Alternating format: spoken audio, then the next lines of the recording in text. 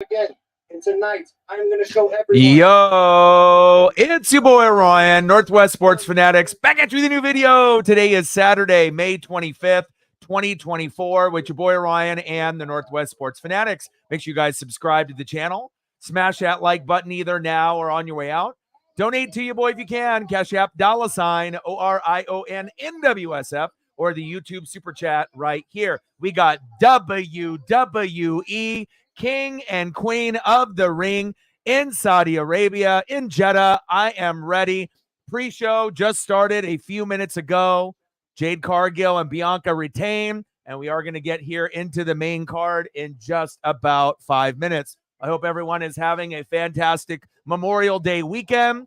We got Mariners coming up here in a few hours as well, so I'm definitely excited about this weekend. We got WWE King and Queen in the Ring. I got Mariners this afternoon and tomorrow morning, as well as NASCAR Cup Series, the Coca-Cola 600, 500, and then we're going to end up having Memorial Day on Monday. So should be pretty exciting. Can't wait to be able to see how everything kind of plays out, and I'm ready to go. Shout out to my boy Odin's son, getting us going here. Appreciate you. Shout out to all the people watching on Twitter/X as well as YouTube. Let's go. A little early for me, obviously, being at 10 a.m. and I had to wake up extra early to get Paisley on the walk. But I appreciate you and your generosity throwing that tenner late on the stream yesterday for the Mariner matchup and then setting us off on a good foot with a $29 dono to get it going. Stacks on stacks, racks on racks, a little Cactus Jack, bang, bang. Now, if I would have known that the pre-show was going to start with a match,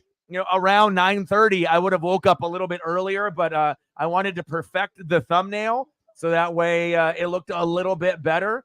And this is the finished product here. Obviously, I had to hit you with the lightning bolts like I did on the last pay-per-view instead of green. We got a nice little fitting graphic there. And I think this one actually turned out pretty fucking good. So I'm ready to go. Again, I try to be a perfectionist on everything that I can do, even with the thumbs. And, I did end up watching that first full match. Nothing too crazy. I think, belt changes in this particular pay-per-view, it kind of seems like it might be a little predictable where we may not get a whole lot of belt changes. But again, remember, this isn't the Vince McMahon era. This is the Triple H era. So even though sometimes on the card it looks a little predictable, like back in the day when Vince was running it, where there's going to be belt changes or there's not going to be any belt changes, you never know with the Triple H era. So definitely excited to see if they have any surprises for us this morning, aka this afternoon. Let's go. How's everybody doing today? Let's get it. And I appreciate you liking and retweeting that for me, Odin. And again, I know some people are on vacation. I know views on a lot of people's streams are going to be a little bit lower. And it always is around this time of year because you got people traveling. Friday, Saturday, Sunday, Monday. The stream numbers overall for most people will be a little bit down because people are traveling. Not everybody. But again, I wouldn't miss this one for the world. And again, we've had 2 pay-per-views prior to this that were international. We had one in Australia where it started at like 5 to 8 a.m. my time here in the Pacific. And then we had the, obviously, pay-per-view last month in France. And then that one, I think it was around the same time. But I should have done the pay-per-view last month. And again, that's one of the things that I really look forward to every single month since we only do one of these a month. And, I know that we're going to have a lot of international pay-per-views. And it seems like that's going to be something that's going to be a trend in WWE. Make that money. All right, I see you. But again, for a lot of us fans here in America, it's a little bit nicer to have it on in the evening at like 5 o'clock Pacific, 7 o'clock Central, 8 o'clock Eastern, in the United States. But again, the crowds that are in international waters, regardless if you're in Europe, if you're in Canada, wherever it may be, they seem to give a little bit more passion and energy than the U.S. crowds. And I can appreciate that because that's why I love the NFL, college football, and WWE, AEW, and wrestling in general, because I like to be able to feel that energy, from the crowd. And obviously, if you have a great crowd like the France crowd last month, that might have been the best crowd I've ever seen out of any crowd, of any show, of any pay-per-view, out of the hundreds of pay-per-views that I've watched in my lifetime. That might have been the best crowd I've ever seen. So Really wish I would have been able to do that pay-per-view last month, but I did end up watching it with Paisley, but I just didn't do a stream for it. But I am here. I'm ready to go, and hopefully we end up getting some good matches here. Yeah. Well, for you, it ends up being not that early because 10 a.m. for you is only 1 p.m. So this is going to be the earliest that you would have to watch a pay-per-view. So sometimes you have to wait at, 8 o'clock? 5, 6, 7, 8 o'clock. So for one, is not too bad. But for me, anytime it ends up being like 8, 9, 10 a.m., and since I got to do the responsibilities with Paisley, it makes it a little challenging. But I made sure to get my long 45-minute hour walk this morning and took a little time with the thumb. And we're here in Jeddah, Saudi Arabia, baby. Let's go. I seen that, and I ended up watching SmackDown last night.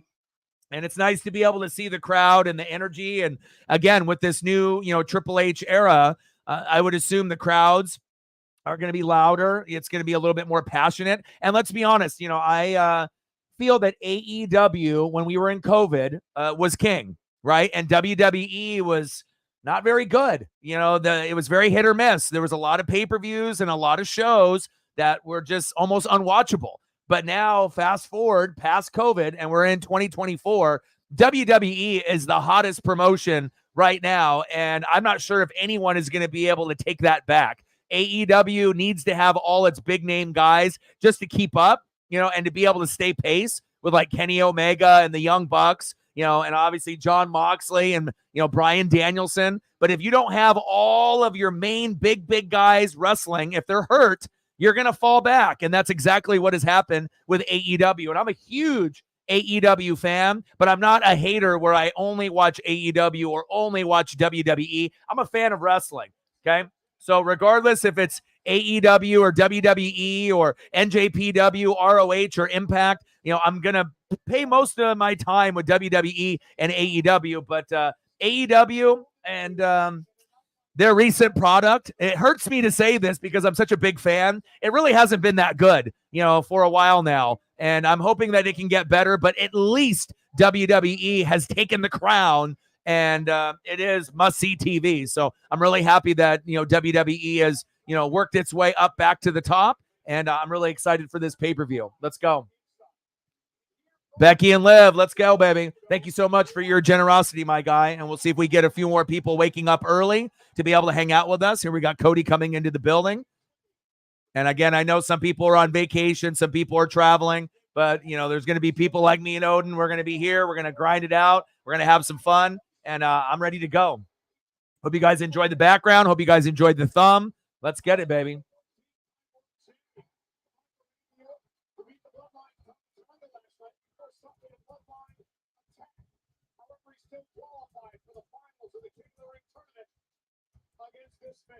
Will he become the king general Gunther, who beat Jey Uso Monday night to qualify?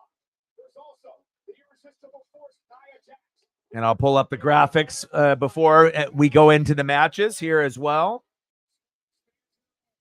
Let's go, baby. King and Queen of the Ring. Opening match here. Becky Lynch versus Liv Morgan. Let's go.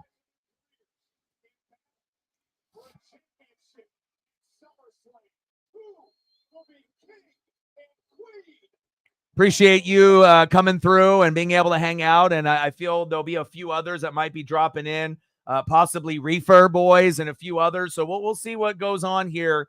And again, I know it's, a little bit early, but again, the last 3 pay-per-views have been extremely early. And again, if you're in the Midwest or the East Coast, it's not that bad. But, when you're having to do 5 a.m. to 10 a.m. on the West Coast, it's a little early. I prefer to watch my pay-per-views a little bit later than right first thing in the morning, like when I'm eating my breakfast and whatnot. But still, I'm happy that I'm here. Hopefully everyone has a happy Memorial Day weekend and very excited about this pay-per-view. And it's kind of cool, too, that in this Triple H era, we're getting less matches. It's quality over quantity.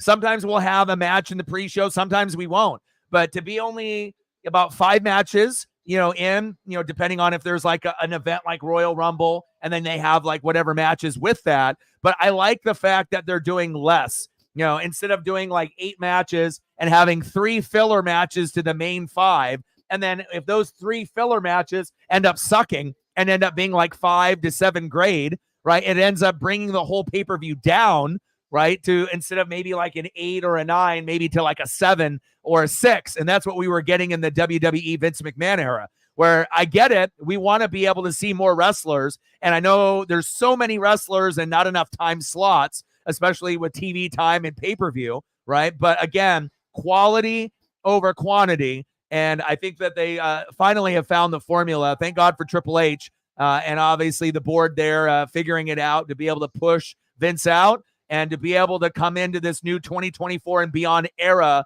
of WWE. Let's go. Yes, I agree. Better writing as well. Better rivalries, better storyline. You're not getting, all this like favoritism for the big wrestlers. Again, like there's one thing, like I think for me, as far as like the bigger guys, if they can talk like Drew McIntyre, then I'm cool with it. But again, guys like Walter, even though he's a throwback and he could wrestle in the 80s, 90s, or obviously in the current day of wrestling, he's a little too generic and boring for me. Does he put on good matches? Yes, but he can't talk on the mic. So that's already a thumbs down for me, right? And I think he's a great ring general. But again, he just doesn't do it for me. I'm glad that he's there. As far as the WWE product, he'll end up being WWE heavyweight champ sooner than later. Had a long reign as Intercontinental champion. But I like, my wrestlers to be able to talk, to be able to spit on the mic, and to be able to wrestle in the ring. Anybody can wrestle, but not many can wrestle and talk and spit on the mic. And so I'm always going to lean towards guys like that, the guys that can, talk shit on the mic and be an assassin on the microphone. Here we come, Becky Lynch coming down to the ring. And again, obviously in Jeddah, Saudi Arabia, the ladies aren't going to be able to dress up and show their bodies the way that they normally would with their ring gear in other locations. So they're a little bit more covered up. But the nice thing is that they've been a little bit more creative with the costume designs instead of just kind of like black shirt, black pants, and so generic. And I get it. They have their customs there and whatnot.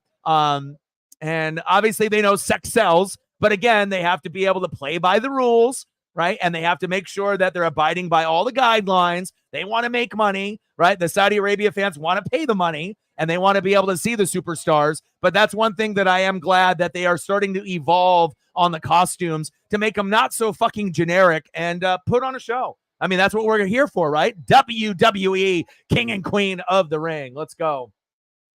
Let's get it. Sarah in the building. What's good? Let's go, baby. And again, I should have done the last 2 pay-per-views, the one in Australia. And then obviously last month is the one I really regret, the one in France, just because that was the first pay-per-view there in, over 50 years, the first one ever. And that crowd was the best I've ever heard, and I had a great time watching it with Paisley, but I think I would have really enjoyed watching it with some of y'all regulars that we kind of get together to watch these pay-per-views. So, and I already know, viewership for a lot of streams over the 4-day weekend, Friday, Saturday, Sunday, and Monday are going to be a little lower. But again, as long as we have the important people here that didn't go on vacation or on a road trip, that's all that matters. So let's get it, baby.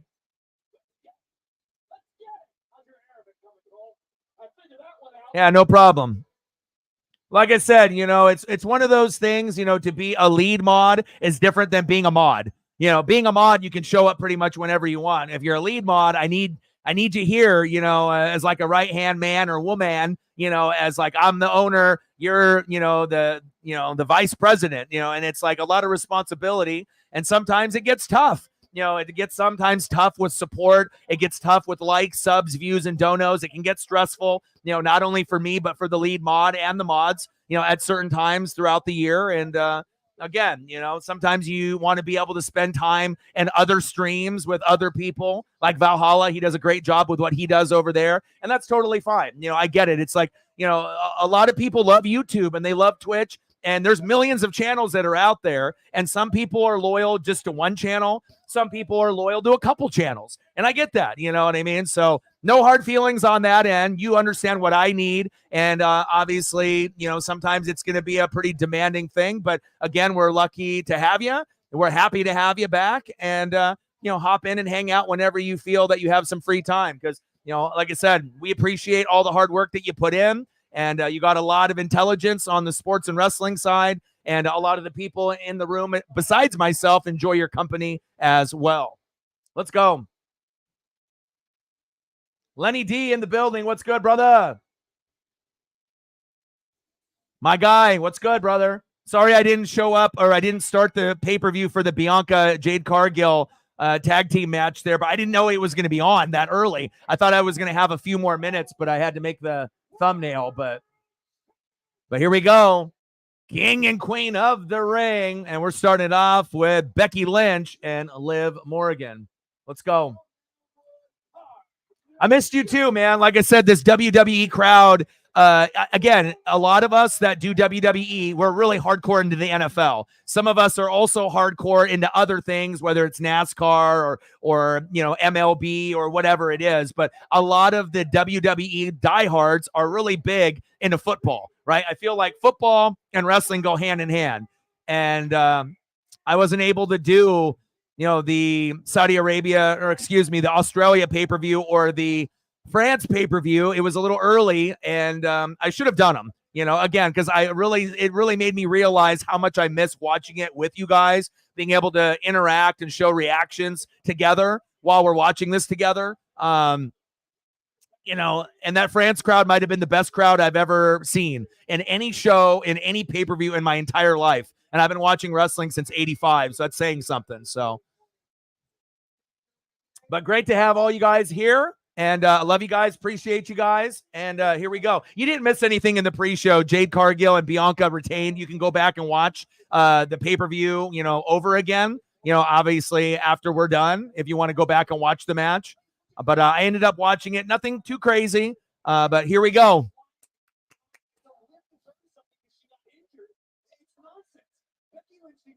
Oh, my gosh. Bash in Berlin is going to be great. Fucking Drew McIntyre, man. My favorite big man wrestler that's wrestling right now, and again, he gives me, great microphone work, great in-ring work, and I've always loved, The Undertaker. I've always loved, Kevin Nash, and it's just kind of nice to know that I have at least one big guy in this new generation that I like. No disrespect to Walter, great wrestler, but he can't talk on the mic, so that's a thumbs down for me. So I'm a big Drew guy. And as far as big guys are concerned, there's nobody even close to Drew, in my opinion. Because I don't really count like Randy Orton as a big guy. It's like if we're talking about, big guys, if you were, comparing it to like basketball, it'd be like a center. For me, Randy Orton is kind of like a power forward. Like, he's a heavyweight, but he's not as tall as some of these other guys. I mean, he's built just like a heavyweight, tall guy, like a center. He can hang with them. Like a Sheamus or with a Drew or anybody else that's bigger. But that's what makes Randy so special. It's like, he could play all 5 positions. If he was a basketball player, he could play point guard, shooting guard, small forward, power forward, center, which means that he can wrestle the small guys, like a Rey Mysterio, but he can wrestle the big guys too, and it can still be entertaining. So like Gunther, AKA Walter. I think Nia winning is almost a lock. I mean, if you're linked with The Rock, they're probably going to push you. So I think it's almost a no-brainer. You're going to get that. How's Becky wrestling in this? Like, she looks like she's in a pianist type of, like she's about to be in some kind of orchestra type thing. But well, again, a lot of these ladies have to be covered up based off the rules and regulations there in Jeddah, right? But at least things are a little bit more colorful. You got nice red there with Liv Morgan. And yeah, it definitely doesn't, it looks very restricting. But again, I mean, I used to seeing guys wrestle, in the 70s and 80s and 90s in fucking jeans, and it made me always wonder, like, how the hell are they doing these moves in jeans? But also a lot of them weren't really doing high flying moves. If you're just doing punch, kick, elbow drop, headbutt, leg drop, body slam, DDT, yeah, you probably don't need to have too much movement and whatnot. But yeah, definitely it looks like the ladies are going to be a little restricted, with their in-ring gear here this morning, aka /afternoon. Reefer in the building. What's good, brother? I sent you a message this morning. I didn't know if you were going to check your socials and whatnot. But again, I normally never miss the WWE pay-per-view each month. But since they were international, I didn't do the Australia one because it was early, as well as the France one. But I think I'm going to try to push through that. And since those were so good, I'm going to try to, no matter, even if I got to wake up at 10 a.m., 8 a.m., whatever it may be, I'm going to try to do the rest of them of this year. And I still regret not doing those other two. I wish I would have, I watched them live, but I just didn't do a live stream. But I'm going to try to, do as many as I can. And those were like the only two that I think I've missed in years. And I regret it. I should have done streams for those because it would have been awesome to be able to read your guys' reaction and be able to watch it together. So Money in the Bank in Toronto. Yeah, that'll be good. Oh, Alex Wright. Oh, yeah. Little WCW. Berlin. Oh, yeah, he definitely should win. I mean, that's almost like the writing's on the wall, right? Again, had the title during COVID with no fans. Damn shame, right? Then ended up getting the belt for about 5 seconds and then lost it. So it would be awesome if that ended up happening. Good morning, man. I'm good. How are you? Right. Australia crowd was good, right? But it wasn't better than the France crowd. I mean, I've been watching wrestling since 1985. I've seen thousands of matches, right? I've seen hundreds of pay-per-views on all different levels. WCW, ECW, AEW, WWE, WWF, NJPW, right? ROH, Impact. And I've never heard a crowd sing, chant, and be noisy and rowdy for all 3 hours, all 11,000 there in France. They took it by storm, and they better be coming to France every single year after this year of 2024, because if they don't, it will be a damn shame. That shit got me. I mean, like I said, you could have matches that end up being like 5s that would end up being like 7.5s because of the crowd. But if it ends up being an 8, it might end up being a 9.5 or a 10 because of the crowd participation. That's why we love wrestling and we love football, right? Because we can get that energy from the crowd and that passion. And, anytime I can get that, I'm going to be all about that particular event. Nice little armbar here by Liv. Finley in the building. What's good? Yes. And I like that they sang, Randy Orton's song for the first time in his career, word for word, Kevin Owens, and then they had their whole little chants, 1, 2, da, da, da, da, da, da, da. And then they had their little song that they would do after every count fall or pinfall. I like that. I don't think that a lot of us Americans really understood every word that was being chanted or sung, but we kind of got the gist of it. And I like that everyone was on board. Everyone was, everyone had the script at their, seat on what chants to do. And they were all kind of united together. And it was cool to see. It wasn't just a bunch of random people chanting, at the same time. It was all in unison. And I think that's really what made it so special. How's it going, Finley?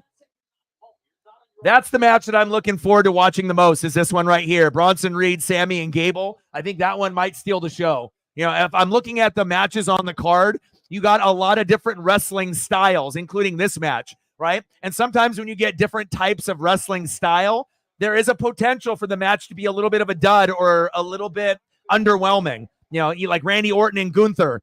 Gunther's that power guy. Randy's all around. It doesn't really, imagine if it was Randy and Drew, how much better the match would be, right? So sometimes, you got to hope that they have good spots in the match, and then they can do something maybe you haven't seen before or in a while, and they can kind of work the crowd. But again, if you look at the card, a lot of the matches, potentially could underwhelm a little just based off style of wrestling, besides the Bronson Reed, Sammy, and Gable, because you have, obviously Sammy and Gable one-on-one would just tear the house down. But to have Bronson Reed in there gives them that opportunity to do double team moves and to have that third guy. And anytime you can have 3, you never know what kind of spots they may end up doing together, which will be very exciting.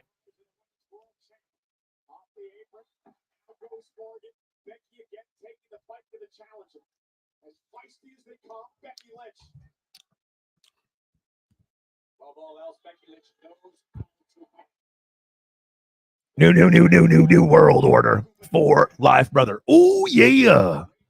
I had to hit you with the NWO. Always. It's either black and white or Wolfpack. I feel Wolfpack stuff is a lot more rare nowadays, though. You see a lot more people with the regular NWO black and white with Hogan and Hall and Nash, right? Steiner, Conan, all that, Buff Bagwell. But with the Wolfpack stuff, a little bit more rare.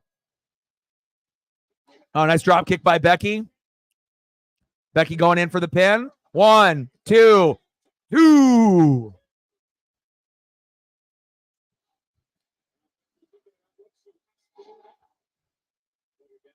Yes.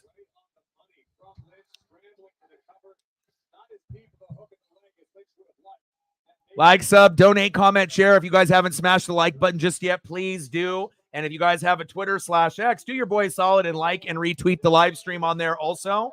So we'll try to get to 20 likes, and then we'll see if we can try to get to the goal on the donos, which will be $100 on every stream to pay bills and take care of my pup. And looks like we're about 2 away from 10. Hopefully we can get somewhere between, now we just got to 10. Hopefully we can get to 15 or 20 before the stream ends. That would be fantastic. 2, close count by Liv. And we're at 29 right now because Odin is an OG. Thank you so much, Odin. And Reefer, I'm glad that you were able to come through. You know, as like I said, we usually have a certain clique of people, Odin and Finley and Sarah. Lenny D is usually always here. And again, I do apologize to some of y'all that I haven't done the WWE pay-per-view once a month the last 2 months just because it was on early, 8 a.m., 10 a.m. And, I learned my damn lesson. As soon as that France pay-per-view started, I said, fuck, I fucked up. I should have made a thumbnail. I should have woke up earlier. I should have walked the dog earlier. And I was just screaming at the TV, just enjoying myself that whole pay-per-view. And it would have been amazing to watch it with you guys. I'm an idiot, and I never will do that again, but I had a good time watching it, though. It would have been a lot better watching it with you guys, though. Oh, nice drop kick by Liv.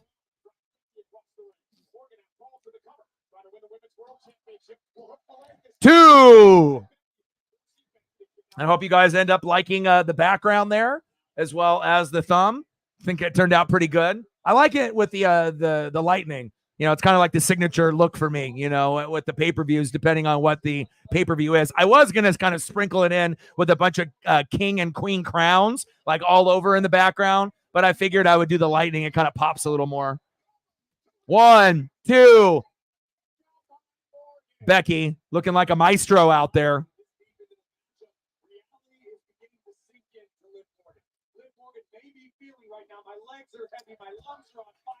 Just tried Oblivion, and the man was a step ahead. But if you're going to be champ, you better dig down deep. You better be able to fight through that. You better be able to fight through that. Yeah. Well, for me, if I didn't have a pup, then things would be different. But it's like I have to cater to the pup first, and I got to make sure that she gets her, her exercise and her walk in. Oh, nice roll up. Nice counter. 2. Starting to get a little faster pace, which we like. Faster is better, right? Slow wrestling is boring. Fast wrestling, fun. 1, 2, 2, 2.5. I've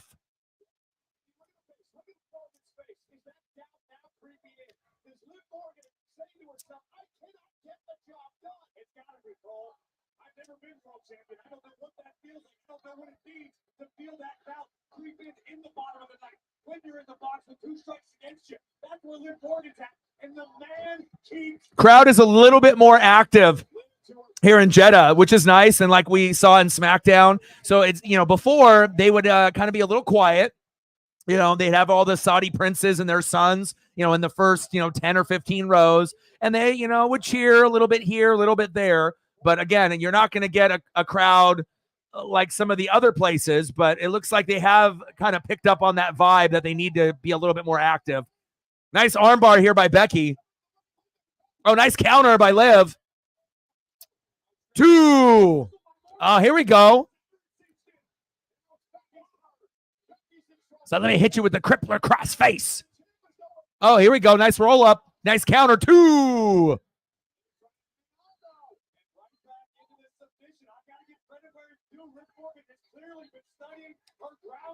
Yeah, who knows if that's really true though or not.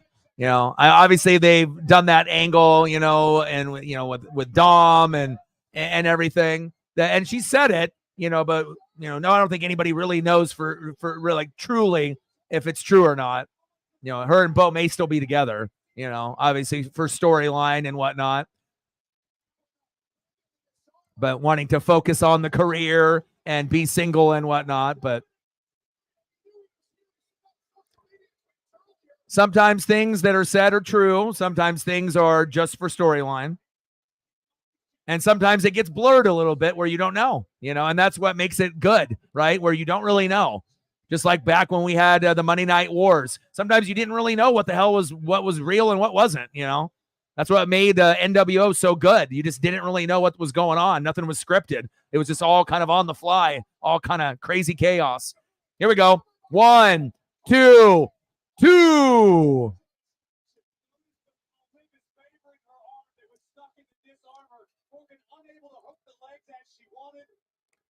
Oh, yeah. Yeah, I imagine Liv's got thousands of fucking randos DMing her. Not just hundreds, but thousands. She is a beautiful woman. That is facts. Talented as well. Not just beautiful, but talented. She had to work her way, though. She was kind of raw and kind of, had a ways to go, to be able to kind of get her skill set to where it is today, and she's worked really hard, to be able to get to this point, which is nice to see the progression of, these wrestlers and athletes that might be a little, I don't want to say awkward in the ring, but just, maybe not as smooth in the ring as some of the others. But again, if they're willing to, dedicate their life to this, nice DDT on the chair.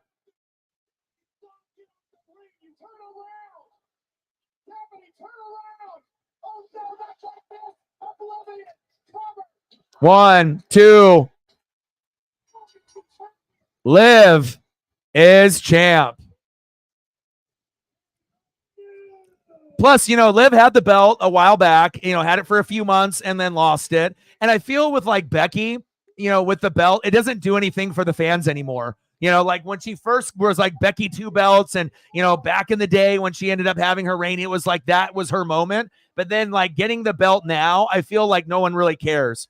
You know what I mean? Maybe I'm the only one. You guys let me know. But I feel like when Becky has a belt now, based off the persona and the gimmick, I don't think fans are gravitated really towards her compared to like Charlotte or Bianca, or even Jade Cargill now, or or Ripley. I feel like with all the other ladies, it's a little bit more significant. And even now with Liv getting the belt back again, but it's like they almost gave Becky the belt, just based on her presence and, just kind of being one of the older OGs, to like kind of make her happy and whatnot, for putting in that hard work and that, that longevity in her career, having the belt, not having the belt. And at some point you have to give someone another opportunity with the belt. But I don't know. I just feel like anytime that Becky has a belt, recently or as of now, it doesn't do anything for the fans anymore. There has to be some kind of gimmick change, heel to face, some kind of new rivalry.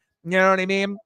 And I don't know. I just think that, having Liv kind of makes sense, win the belt, because I think the fans will be a little bit more behind her, not just because she's single, you know what I mean? But I think she gives a little bit more pop, with the belt, rather than Becky Lynch at this point in her career. Not saying Becky is a failure and she's not a good wrestler, but I feel that out of all the big names, she might be maybe, I don't want to say the worst female wrestler, but I mean, she's not as entertaining as some of the others. Give me Bianca Belair, give me Charlotte Flair, give me Ripley. There's a lot of other ladies that I think that I would rather, watch in the ring. Give me Asuka. Like Liv and Becky are kind of similar in skill set, where they're a little awkward in the ring. They're a little robotic. They're not as smooth as some of the others. They're not as athletic on the top rope, being able to do moves like Bianca and Charlotte and Asuka. Like you're a wrestler, right? And whatnot. But again, if you can't do those high flying moves like some of the other females, you better be really fucking good on the microphone, or at least be able to cut a promo. And luckily for Becky, she can talk on the mic. So that's like her saving grace, where that's why they can feel comfortable giving her a belt, not just because she's with Seth Rollins and that power couple, right? But she can talk on the mic, just like Seth. Seth's better, but she can talk on the mic. And talking on the mic is probably her strong suit, because in the ring, I feel like sometimes she can put on 8 or 9 matches, but most of the time when I see Becky, it's just kind of like, meh. It's like a 7 for me. Like, does she do some cool moves once in a while? Yeah, but it's not must-see TV for me personally. Give me Ripley, give me Asuka, give me Charlotte, give me Bianca. That's must-see TV to me. And then as far as the other females, they're there, but they're just not as good as the top tier. There's different levels of the tiers of the ladies, and I feel like Liv and Becky are kind of similar.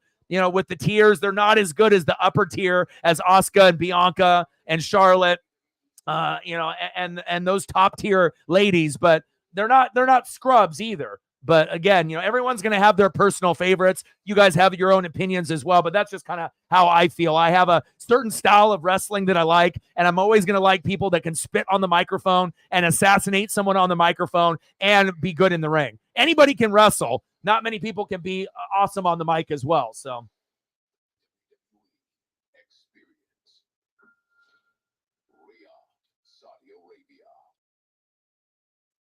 the code breaker, yeah, that would be something that we'll see. Moving forward, if that's what it's going to be. Agreed. But if I go between Liv and Becky, if I had to choose one or the other to watch in a match, regardless if Liv won tonight or not, I would be leaning towards Liv. But, I don't really know what that means, though. I mean, it's like, you're going from one that's like maybe a 7 wrestler, and then the other's like a 7.5. They're not on the Asuka level. They're not on the Bianca Charlotte level, and they're not on the Ripley level. They're still can be entertaining, but again, I feel like they're only going to max out, to like a certain number. It's like, you go those 2 ladies wrestling in a match. Like, what was that? Let's be honest. What was that? Like a 7, maybe an 8. That definitely wasn't a fucking 9 or a 10, right? So we have to be kind of honest with ourselves with some of the wrestlers, men and women. We have our favorites, but there's definitely an upper tier, a middle tier, and a lower tier, and, I'm not surprised that Liv ended up winning, and I think that was the right move, because I think Liv will move the needle more, regardless if she says she's single or not. You'll get the simps and you get all the thirsty dudes, hitting her DMs. But again, I think it moves the needle more with Liv with the belt. I don't know how long she'll have it, but we'll see.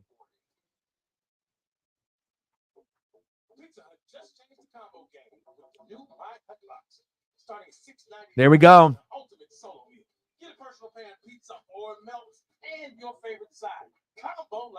I love it, man. And it's cool to be able to. You got to understand how rare it is to be so fucking hated early in your career. And if you can just get better and better on the microphone, better in the ring, there's going to be a point where Dirty Dom will be IC champ or heavyweight champ. Not probably anytime soon, but down the road as he keeps working hard, working obviously, with the faction, working with everything that they got going on there, with his friends, and trying to just build him up to get to a point to do that. So, Hockey from Home in the building. What's good? Yeah, that's exactly what I was thinking too. The Battle Royal instead of Becky. I agree. But sometimes you got to make people happy, right? And you got too many wrestlers, not enough belts. So even if it's only going to be for a few months, sometimes, we have in our minds what we think the story should be. But sometimes you got to be able to cater to the people that have taken care of the business for you. And you want to be able to try to reward as many people as possible, especially after having the whole Roman thing, having the belt for like 3 years. That definitely, left a lot of people, a little empty, because, think about how many other people could have had the belt in that time period. But again, when you're trying to make someone being like the longest champ in, WWF, WWE history, I get it. You're trying to do like Bruno Sammartino or Hulk Hogan, type of numbers. But again, then they had to create the belt for Seth, so that way that he didn't feel left out. And, Seth Rollins and Kevin Owens, I felt up to the point when Seth got the belt. Prior to that, I felt that Kevin Owens and Seth Rollins were the most disrespected superstars of all time. To go like 5 years without a belt and those guys carry the company was just crazy to me. But I'm glad that, you're starting to see both of them in a light. Kevin Owens, still another guy, that should have a belt around his waist more times than not. And don't give him some bullshit tag belt. I get it. It could be with like him and Sammy and they can be tag champs fine. But Kevin Owens, to me, is good enough to have a belt. And he's great on the mic. He's great in the ring. I hope that they reward him before his career is up, because he definitely needs his flowers. And I would love to see Kevin Owens with a belt for like a year, 6 months to a year. Give him his flowers before his career is up. I hope that they end up doing that. I don't know if they will, but we'll see where it goes. So far, so good. Who's going to be the next match on the card? Has your skin been missing out? Yeah, I already was looking at the card, and I thought that was going to be the match of the night, too, with Bronson Reed, Chad Gable. Yep. I was thinking, and Gable also on the microphone, as a heel, to be able to let him just get loose, and just be crazy on the microphone, right? Shoosh. And just to be able, because again, when you're a face, you're not going to be able to get your full potential. But when you go heel, right? And if you're a good speaking individual on the microphone, right? And that you could spit on the mic as a face, but maybe the crowd ain't feeling you. And then all of a sudden you just go fucking heel. Things change, right? And you're always going to get the best out of wrestlers when they go heel, because that means that they can be a little bit more of an asshole, right? A little bit more arrogant, and then they can get a little bit more creative in their shit talking rather than being a face. And if you can work the crowd, have some catchphrases, and obviously still do what you do in the ring, Chad Gable gives you those vibes of, back in the day with Kurt Angle and Shelton Benjamin and, those guys that they had in the past, Let's go.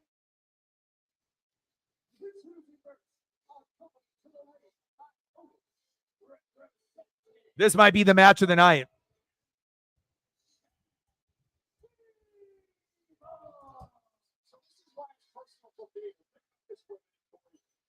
People realized he couldn't beat Gunther for the Intercontinental Championship. He tried it a number of occasions. What does he do?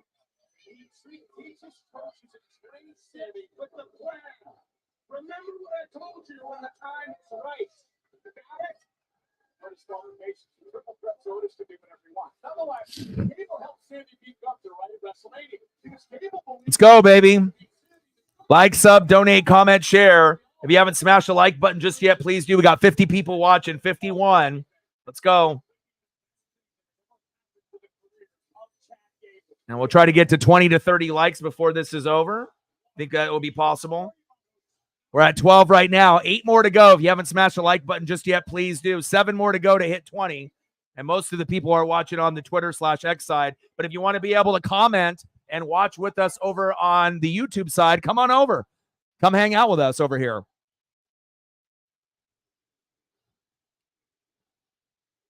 Oh, Kurt loves the Gable chant. Yeah, absolutely.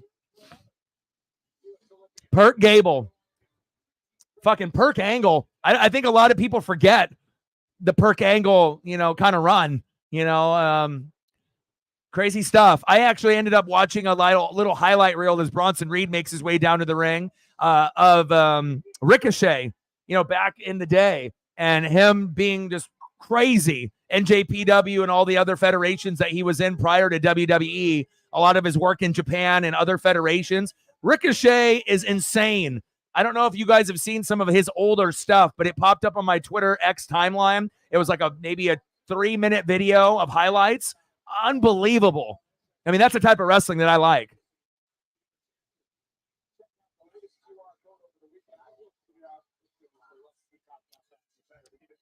Let's go. Yes, sir.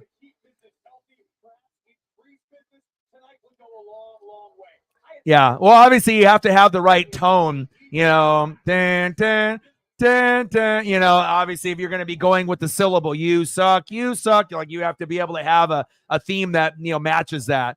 And obviously with the Kurt Angle, I mean, there was nothing better than that theme song for that to kind of come out. But the funny thing is no one ever thought Kurt Angle sucked. It was just something that the fans said because it was catchy. But I think a lot of fans really did respect, what there was some people that didn't like Kurt Angle, but I feel a lot of those people that didn't like him back then have mad respect for him now. That they go back and look at his career and be like, wow, he was pretty fucking amazing. Like, I don't have a lot of the SmackDown figures from like the 90s still in the box, but the two that I have from back in the day, I have a Kurt Angle in the box with the gold medals still in the package from the 90s when SmackDown first debuted, in the 90s, and then I have Dwayne Johnson, The Rock. Those are the only two, and I ended up finding those at a card shop like 25 years ago, 30 years ago, and I bought them. I was like, oh, I have to have this. I wasn't going to leave the Kurt Angle on the fucking shelf. I was like, I'm definitely grabbing that. And I don't have very many pieces of Kurt Angle memorabilia, but that is one of my, special pieces. There we go, Sammy. And everyone loves Sammy.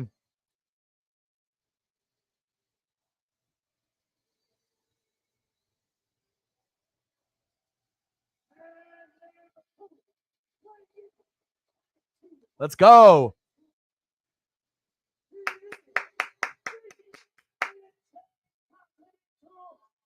Nice.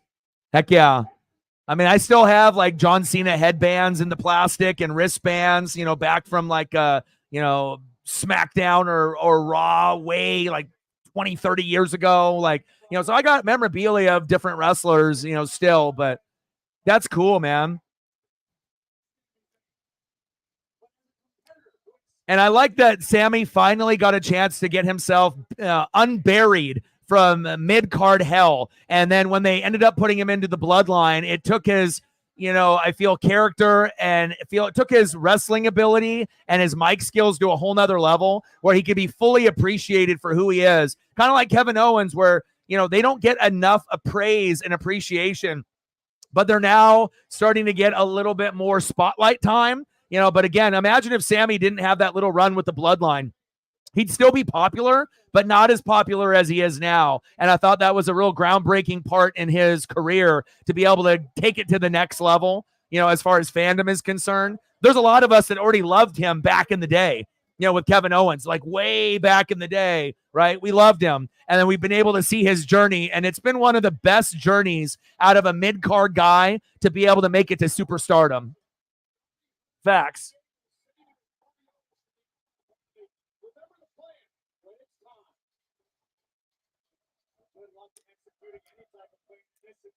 Yeah, the Ospreay is actually the one that posted it, Finley, on the I think he made a comment on it, and that's why I saw it on my timeline.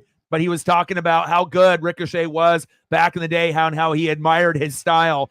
And I like Ospreay as well. Like, I like guys that are fast-paced like that.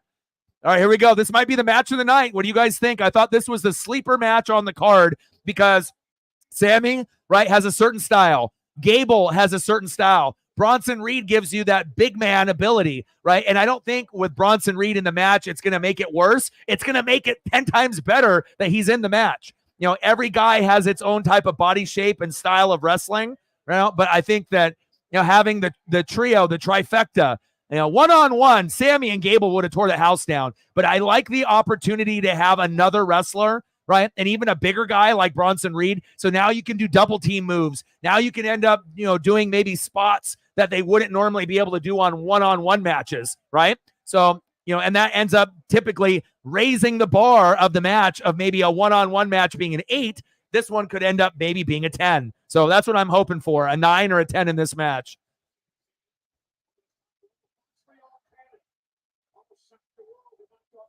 Let's go.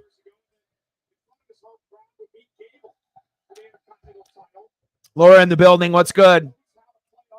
Yeah, Reed is pretty athletic for a big man as well. Most big men in wrestling nowadays, they might be a little chubby and they might be a little overweight. They may not look like they're on steroids, but I think a lot of the bigger wrestlers nowadays in this generation are extremely athletic. If you think they're slow and they're fat and they can't move, you'll see, because a lot of them got a lot more speed and agility than you would think. And just imagine like an NFL offensive lineman. You think every single offensive lineman is slow or unathletic? If they were, they wouldn't be in the NFL. So, and I think that's why I like the big guys as much as I do, because I feel they're underappreciated. Oh, here we go. Here we go. Yeah, baby. Nice double team there. Bronson Reed.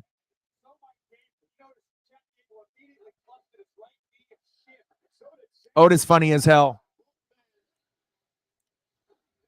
Oh, Logan isn't going to beat Cody. If you've already, climbed the mountaintop and you beat Roman Reigns and you're going through your journey and your story, there's no scenario, cheating or not, they're not going to have Logan Paul, have 2 belts and let alone beat Cody Rhodes. If Cody Rhodes ends up losing a belt, after beating Roman Reigns, after that long ass journey, it has to be to like a superstar. It has to be someone big. If Cody would lose to Randy Orton, no one would blink an eye, but you ain't going to lose it to Logan Paul. That would be the most shocking thing ever if Logan ended up winning. But if he does win and it's, by cheating and, no belts are on the line, then that's one thing,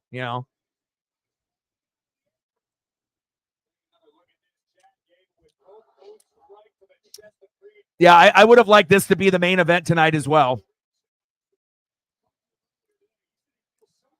It's like you got Sammy with the theme song. They love his passion. And obviously, with the way that he respects, Jeddah and with his, obviously, entrance, obviously garb that he was wearing. Gable, great as a heel, good talker, great general in the ring. And then you got Bronson Reed as that third wheel, that third piece to add a little splash to this match. Let's go. Let's go. Sammy.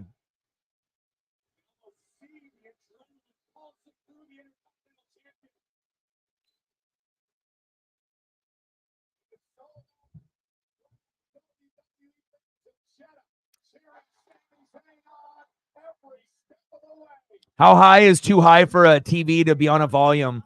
Like 100 is going to blow your speakers out, right? I probably shouldn't have it as over 80, but here we are.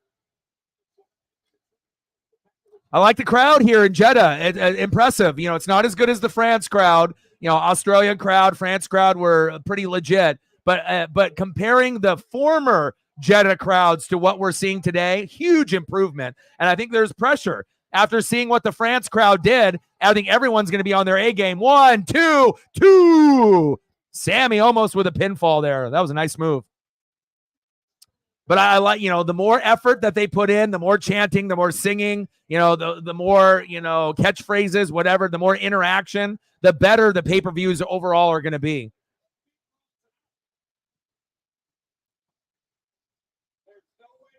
Look at Sammy. Obviously, Bronson's going to have to, push his legs to help him a little. He's got to help him out a little bit. You got to bend those knees and help him out. There you go.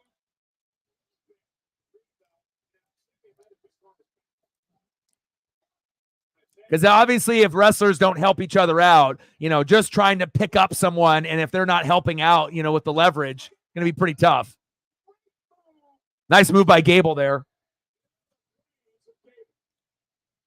Yes, crowd is much better. It might have been more of a raucous crowd that we've seen from Jeddah ever. But again, pressure after seeing that France crowd. Look at this. Look at this. Oh, baby. That's why you have Bronson Reed in the match. You can't make that move happen unless he's in there, right? And that's the whole point, of having a triple threat rather than one-on-one. Sammy and Gable would have tore the house down. But having Reed, no one expects him to win. It gives you that extra element that I love. Look at Bronson. Oh, baby! How many big guys can do that? Oh! Gable, 2! Sammy with the save.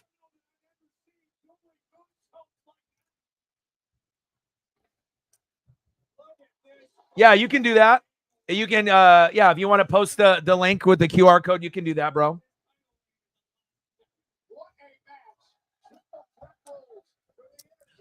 And again, I already looked at the card, and I get the style of wrestling, fits. And I thought this was going to be the best match of the night. Just looking at the card and looking at the style and who was in the match. And I know I'm not the only one. It looks like Lenny D and a few of you guys thought the same thing. So this would have been a nice one to kind of end the pay-per-view off, or to start the pay-per-view with, Oh, what a DDT by Sammy. 2. Oh, nice ankle lock by Gable. Sarah with the doll hair, appreciate you. Stacks on stacks, racks on racks, a little cactus jack, bang, bang. We're at 30, 70 to go. Thank you so much. Once we get to intermission point, I'll get some photos up for you as well as Odin's son if you guys have anything specific that you want to see. God, man, it makes me miss, like, fuck, man, I just... Missing pay-per-views when we only do them once a month and then missing it 2 months in a row was just fucking not good. Nice ankle lock on Bronson Reed there.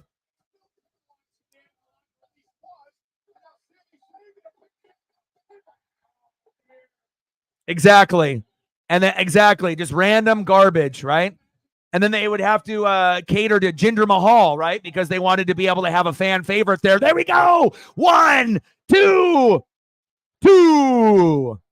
And again, and obviously we know Jinder Mahal is no longer with the company, but it was like they were just trying to cater to the rich Saudi princes and their sons. And again, if you pay front row, let's say $1,000 in America, you could charge $3,000 or $4,000 in Saudi Arabia and they'll pay. They got that oil money over there. So they know what they're doing, by going to all these international locations. They are trying to collect the bag, not only to get more fans, but let's be honest, they're trying to make money. And they know they can charge more and when they go to a foreign location rather than in the States. But it's come a long ways. Jeddah is much better. This is the best crowd that I've heard from Jeddah here in Saudi Arabia, maybe ever. So good for them. Because imagine if they ended up being super quiet, they would get ripped apart by WWE fans watching this pay-per-view after watching it. Oh, baby, look at this. Can't do this on a one-on-one match. Look at Breed. Yes, fall away slam. Give me that Scott Hall, baby.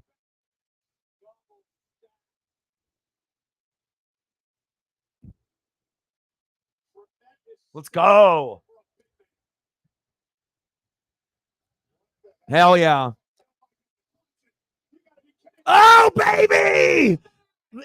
See, the thing is, people thought, okay, Sammy and Chad Gable, they're going to be the ones that, carry the match. They're going to be the ones that are going to do all the crazy moves. And people always want to sleep on the bigger, chubbier guy that they think that is not athletic, that can't get it done, the guy that's the third wheel. And so far in this match, who's been the most memorable? It's Bronson Reed.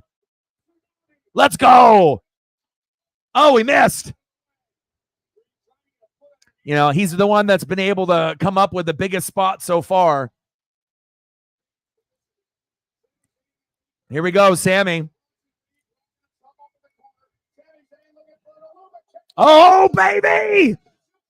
German. We'll see if we get a bridge on this one off the third attempt. Number 2, one more. Give me the third one with the bridge. Give me the bridge. Sammy trying to counter. Give me the third one with the bridge. Oh, he countered. All right, here we go. 1. And then you get 2. Yes, here we go. 2. Yeah, give him 3. Oh, yes. Are you shitting me? Bro. I love this. Oh, yeah. I mean, let's be honest. Okay, on the card, right, this one looked like it was going to be the best match. This is going to be the best match, hands down. Entertaining from the very opening bell drop. Let's go. Hit him with that double stack, and we ain't talking Wendy's. Let's go, baby. Imagine if this match was fucking in France. They would have lost their goddamn minds. Awesome match so far. Right now, I mean, compared to that first match was maybe a bland 7, right, with Liv and Becky. It wasn't anything special. It's very forgettable. You're not going to remember it. This one right now, to me, depending on how you're feeling, it's a 9 or a 10, I guess, depending on where you're at with it. But it's not over yet, but I'm very entertained. This one definitely makes up for the first match. But if it's my personal opinion, and I appreciate all 3 of these guys, kind of being lower name guys besides Sammy, I'm at a 10 right now. Even if nothing big happens the rest of the match, it's already been a 10. Should have ended up having this as the main event. And it's like I said, it's style of wrestling and who's in the matches. And that's why Vince was so bad at making cards, because he'd have one athletic guy versus a slow, a slow guy. And if you got an athletic guy versus a slow guy, it's not going to be good most of the time. You have to know your personnel, It's like Vince McMahon was the worst GM in history. Like, he didn't understand what he had. Otis! Shoosh!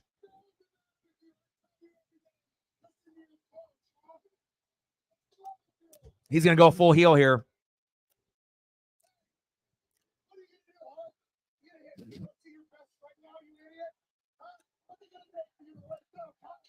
Oh, that was pretty clean. Slap there on Otis on the beard. Knocked a little bit of that beard oil out.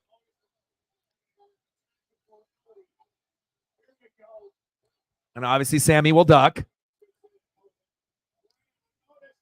Could have called that one a mile away.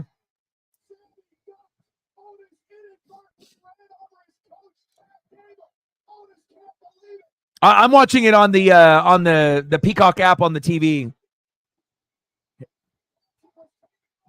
Oh! Haluva kick. 1, 2. That was a 10. That was from the very opening bell to the very end. 10, 10, 10. I mean, I wish, matchmakers would look at this match and realize, you don't have to have a big guy versus a big guy. You don't have to have the big name versus the big name. Sometimes the best matches in wrestling are the guys that are mid-card, that could end up having a belt, but sometimes they do, sometimes they don't. In this case, Sammy does. But even if Sammy didn't have the belt, this match still would have been a 10. You just got to be able to find the right combination of guys. And this was brilliantly put together. Great fucking match, man. Glad I was able to watch this with you guys.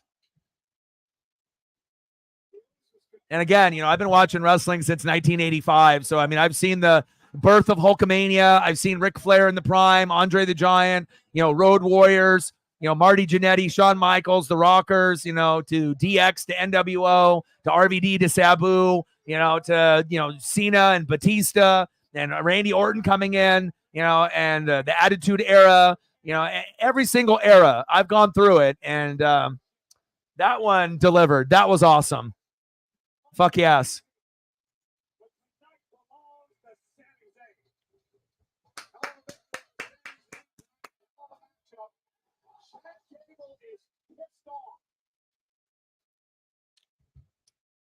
Hell yeah.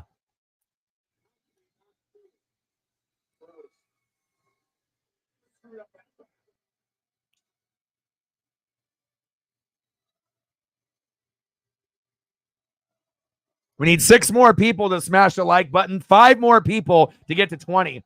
So if you're watching on Twitter/X, hop over to the YouTube side, smash the like button, and then go back to Twitter X if you want to, or if you want to stay in the chat and hang out with us.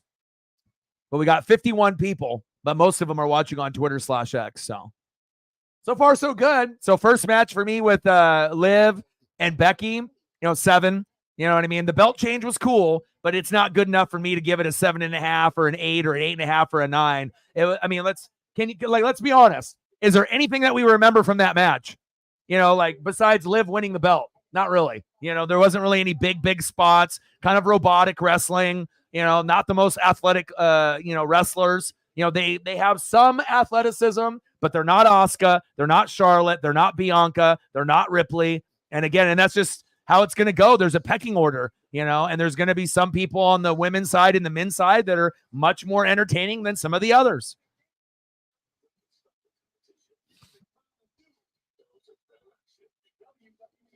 So we got a 7 on the first match with Becky and Liv. Liv getting the belt over Becky Lynch. And that last one right there, Bronson Reed, Sami Zayn, Chad Gable, 10, 10, 10. He said Becky's outfit. Yeah, looking like a maestro.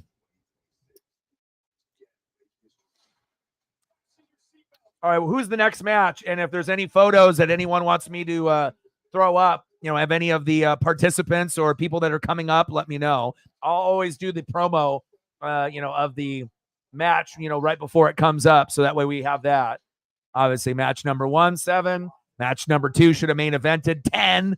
And then who's going to be the match number 3 of the night?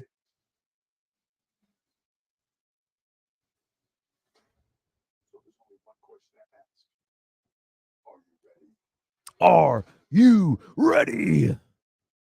SummerSlam Minneapolis.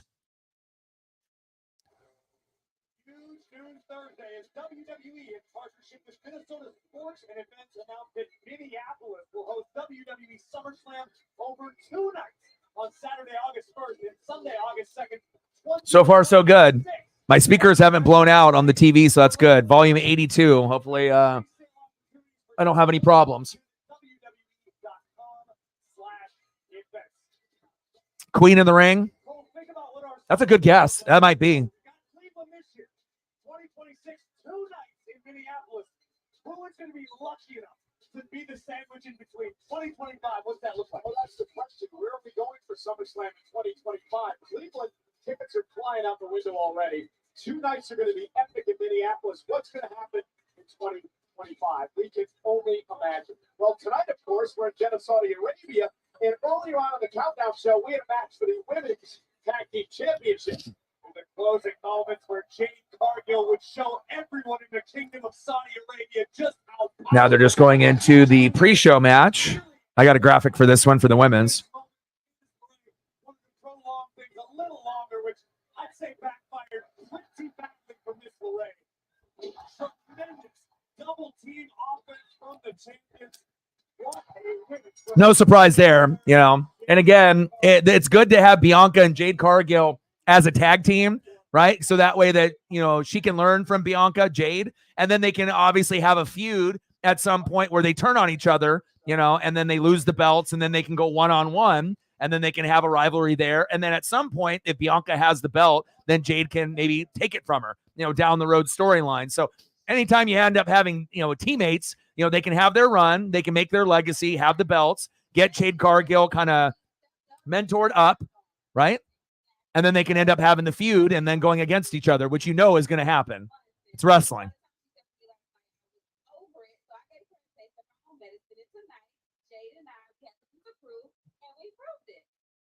So whoever won't come get it, we got it. We're giving out work. Come apply. I mean, when they thought that's what we walked out as your women's tag team champions. And still, indeed, congratulations, ladies. Michael Corey, that's the best. Just so nonetheless, coming up next, a dark horse will stand the test against an unforgiving Titan. All right, here we go.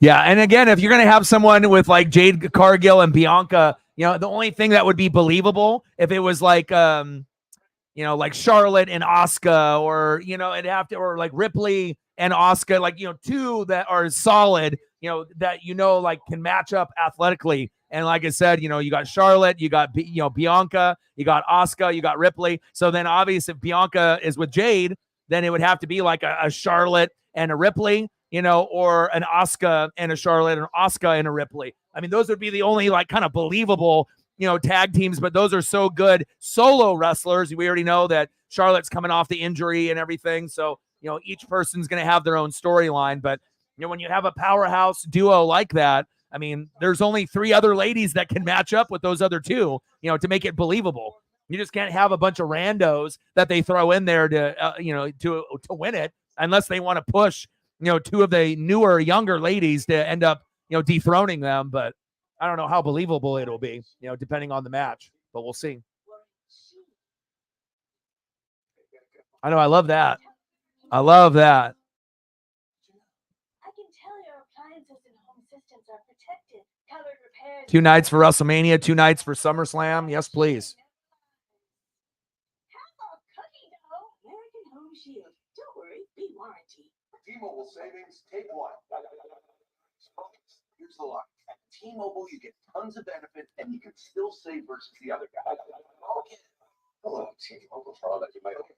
We still got the women's there, and then we got Logan and Cody, and then we got Orton and Gunther, aka Walter. Check out the T-Mobile savings calculator and see how much you can save. Right now, we'll even pay off your phone when you switch.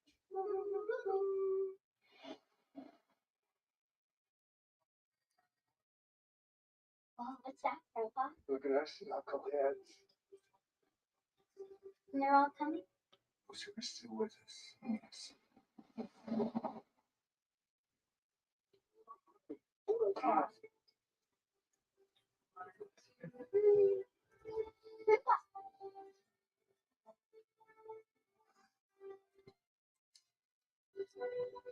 What's this? You're waiting.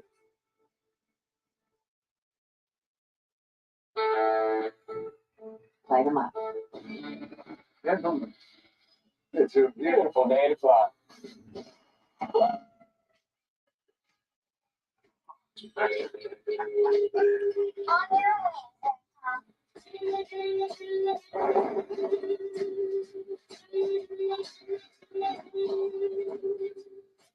I have moderate to severe plaque psoriasis. Thanks to Sky Rizzy, I'm on my way with clearer skin. 3 out of 4 people achieved 90% clearer skin in 4 months. And Sky Rizzy is just 4 doses a year after 2 starter doses. Serious allergic reactions and an increased risk of infections, or a lower ability to fight them may occur. Well, it's nice that she's not hurting anybody anymore, or it sounds like she's not hurting anybody as much. She's a little bit more refined in her skill set. And of course, if you're related to The Rock or you got ties with The Rock, chances are you're going to get a push. So I would be very shocked if you don't get a Nia Jax win based on her trajectory so far. So We're all original recipes.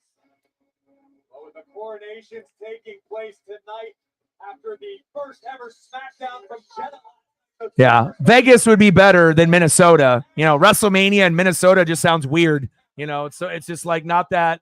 You know, and I know they got like what the Mall of America, you know, like one of the biggest malls, and there's other things that are there, but obviously Vegas is going to bring a lot more money than having it in Minnesota. So, but to make it a 2-day event to make up for not having it, yeah, Street Profits there.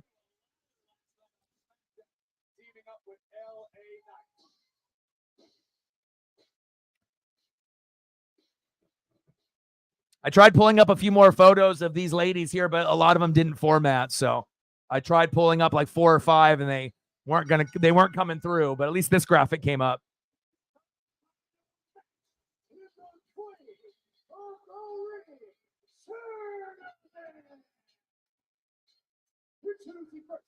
From San Diego, California. Well, ladies and gentlemen, the first ever Queen of the Ring back in 2021. Our good friend Zelina Vega, she tweeted out a bit earlier. All right, Nia. And it's cool now too with like WWE, you know, again, you know, every wrestler is different. You know, you're going to have a different size, different shape, different skill set, different race, you know, and it's just nice to be able to have this nice blend, of people that look like models, people that look like they're on steroids, and then people that don't, you know, and then you get, people that, are awesome on the mic and that will surprise you in the ring. And I feel like, just like in that previous match that we watched, Bronson Reed surprised a lot of fucking people tonight. Like if you didn't know who he was prior to tonight, now you do. And that's what WWE is about, being able to have these moments where not everyone's going to look like a Randy Orton. And that's okay. Not everyone is going to look, like a Liv Morgan. And that's okay. All right. Hopefully this one delivers. Oh, Luna Vachon, legend.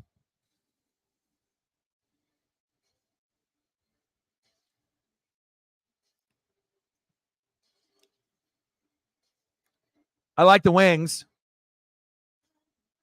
She seems like she would be like a Judgment Day fit, like, it's not like she's going to be in it, but, like I said, just the persona, the wings, like, if for whatever reason down the road, Judgment Day was looking for, other members to grow the faction bigger, this one wouldn't surprise me. Not saying that they're going to go that route, but, just based on theme and whatnot, this would be a fit for Judgment Day. Just stepped all over my Full House Uncle Jesse Vulture joke. Been saving that one. Roman Reigns. Curious said she's everything from nervous to excited to very hot here in Saudi Arabia. Called it the biggest match of her career. Feels like she's been saying that for a week now. NXT a month ago to Jennifer I got Mariners coming up in a couple hours. Hopefully we don't get our ass kicked like we did yesterday. Then we got another game on Sunday morning. Brian Wu tomorrow. Hopefully we don't lose and get swept by the fucking Nats. That's just depressing. And then you got the what is it, Sarah? Is it the Coca-Cola 600 or is it the Coca-Cola 500? It's a 600, isn't it? And then that'll be tomorrow on Sunday, NASCAR Cup Series. I'll be watching that. And then we got Mariners Astros starting Monday. And obviously that always is good. All right, here we go.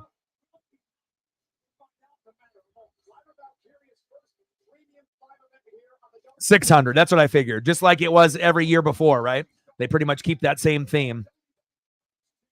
NASCAR Cup has been fantastic this year. I know some of y'all don't give a shit about NASCAR, but man, it's been good. We've had some of the closest finishes in NASCAR history. There's been fights. It's been very, very entertaining. Much better than the people that think it's all about people just driving left. It's much more than that. NHL playoffs have been good. Hell, the NBA playoffs have actually started to be a little bit better. I mean, besides that Boston Pacers series, but I don't think a lot of people thought Dallas would go up 2-0 against Minnesota after everyone and their mother started to talk like Ant was the next Michael Jordan, which we knew wasn't the case. But sometimes you got to realize, that maybe there's a guy on the other side that might be better, named Luka Doncic. So we'll see if we end up getting a Mavericks-Celtics final. NHL playoffs have been good too.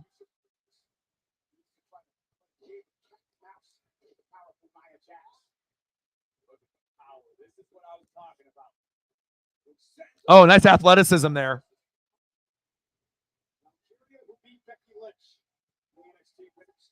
And Rangers winning last night 2-1 in overtime was huge to give them a chance to take that series to 6 or 7. But I still think Florida is going to win that series.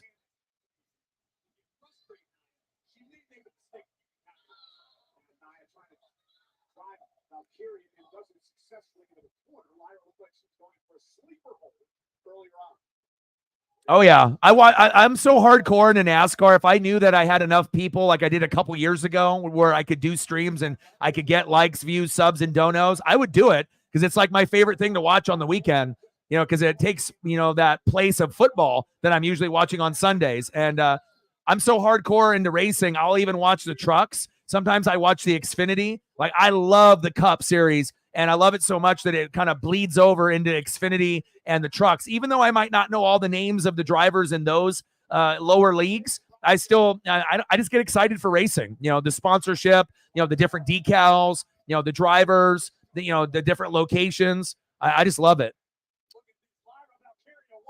But I did see Kyle Busch wreck him, early on within the first couple laps. And I knew that they were going to fight. I knew Stenhouse was going to punch him. So. Oh! Nice power move by Nia Jax. And Nia looks like she did lose a little bit of weight previously from her first run before being let go and then obviously coming back.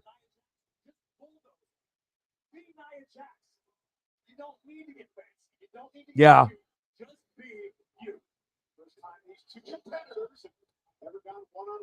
Yeah. I mean, they started off the season losing the first 3 or 4 games, and I know Caitlin Clark was getting a little depressed and a little antsy, but they ended up getting their first win last night against the Sparks in LA. And then you had like Mila Kunis and Ashton Kutcher that took photos with her and whatnot. So, it's good when you have the females, not just Caitlin Clark, but all of them that are, even Angel Reese and all the others, that are being able to promote basketball. Because again, the women's have been a little bit more popular than the men's the last couple years. Good for them. Now, if they could only get paid like the men, if they could only get the TV time like the men, that'll be the next step. And not everyone, will get paid like the men, but I'm saying some of the top ladies should get paid like some of like the top men. Why not? Especially if you're able to, make that brand more popular and you're making money off the jersey sales and everything else and the viewership. Oh, nice move by Nia there into the ropes.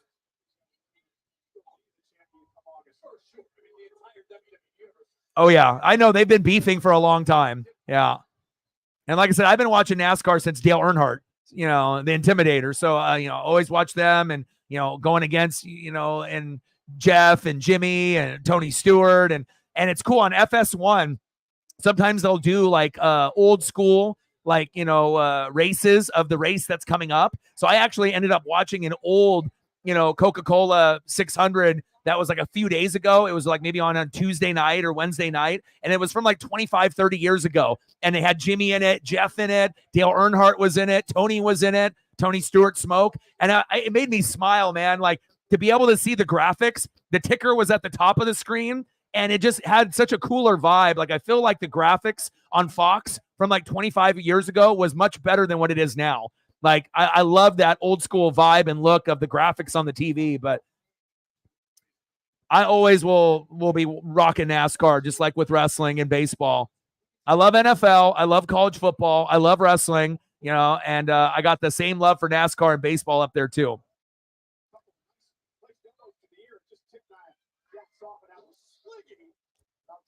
And I'm like, I'm so hardcore. I don't just watch the beginning of the race and then a little bit in the middle and then the end. Like I'll watch the whole thing. That's dedication, A lot of people, unless you really love it, you're not going to watch the whole thing. Some people will just kind of tune in periodically, a little bit in the beginning, first 20 laps, maybe go do some errands, watch a little bit in the middle. And then most NASCAR fans, if you're not hardcore, you're going to watch the final 50 laps to see what happens. Oh, nice fall away Samoan drop. 1, 2, 2. Oh, the cranking up on the TV was great. Absolutely. I used to have this amazing Bose system when I moved out of my, parents' place right out of high school. And I would turn that up so loud. My neighbors probably fucking hated me. But I mean, I would have that so fucking loud like I was there, like at the track. There's nothing like it. Oh! That would have broken a nose. If that butt would have dropped, that nose would have been broken. Yeah, the only cool thing that about going to NBC is dun dun dun dun dun dun dun dun dun dun dun dun dun dun dun dun dun dun dun, like the theme music back in the 80s and 90s on NBC. That right? That's the only cool thing. Oh, nice counter. But not having the main show on TNT, no more Ernie, no more Chuck, no more Shaq, no more Kenny the Jet Smith. That was the best thing that the NBA had going for it. And now ESPN, NBC, and Amazon bought it out, and those guys are out of a job. And that's bad, because anyone that they bring in is not going to be as good as those four, period.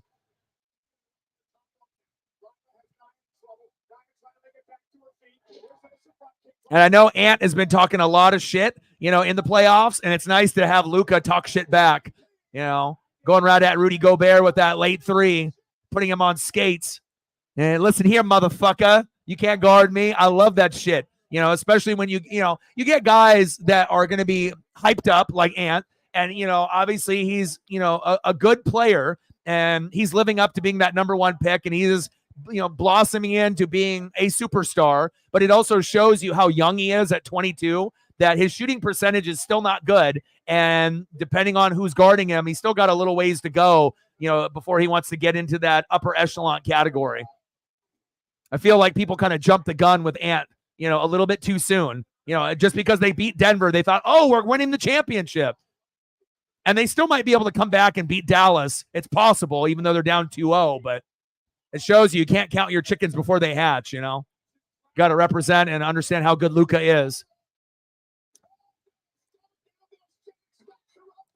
2. Like I saw this amazing stat about Luka. Like his first 5 or 6 years, he's made like 5 all NBA first teams. When Dirk played, he only had like 4. Steph Curry's played for like 15 years, only has like 4. Luka has 5 out of like his first 6 years.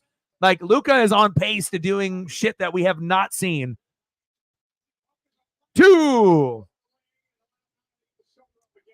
He's Jordan's son.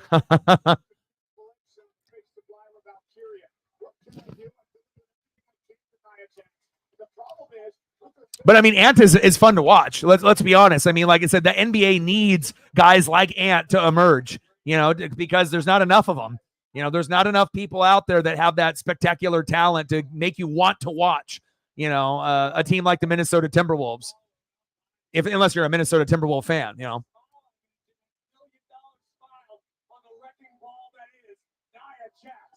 Oh, look at Nia. How far is she going? She going to the top or second rope?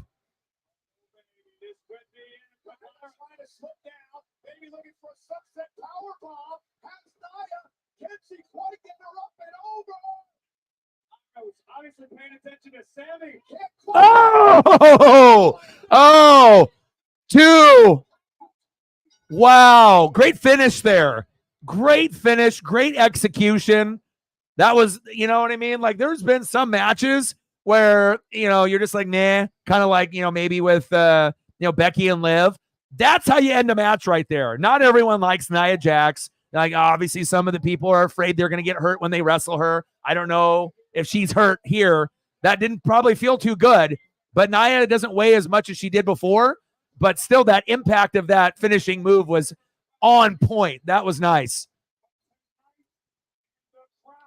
But that definitely looked like it hurt a little bit. It's like she's not that she doesn't got a whole lot of muscle and a lot of mass to be able to absorb that kind of blow from Nia Jax. But good finish to that match. And another thing that we used to bitch about Vince McMahon running WWE is that the finishes of matches were bad. There would always be a run-in or cheating or just some kind of bullshit ending. You know what I mean? Especially with Brock Lesnar, right? Running in or having just a squash match of like 2 minutes. So it's just kind of nice to be able to see, this new creativity, with this Triple H era here.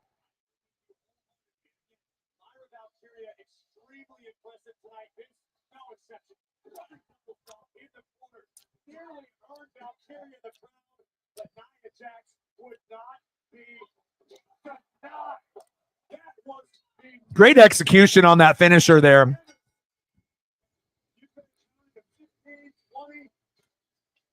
More entertaining than the Liv and Becky match. I'm not sure. I wouldn't give it a 9 or a 10, but I think I would give that match somewhere between a 7.5 and an 8. Like I said, there was some stuff, but again, obviously I would have liked a little bit a faster pace, but Nia is a little bit, bigger of a wrestler. So you can't expect her to be running back into the ropes and doing all these like crazy things and whatnot. But, I thought the finish was excellent. So Queen of the Ring, Nia Jax, I'll give that one an 8. Because I think it was at least a point better than Liv and Becky, which was a 7. So again, if the finish wasn't as good, then maybe 7.5. But I like the finish with that finisher, so I'll go a solid 8 with that one. Yeah, check on her ribs for real though. He gives her a hug. She gets the crown, and then she goes in for a second hug and just clotheslines the shit out of him, or does the pedigree. Yeah, if you really want to surprise the shit out of people. And that's got to be pretty fitting for Nia Jax too, right? Getting fired, getting let go, and injuring people, and now being Queen of the Ring. That's got to feel good.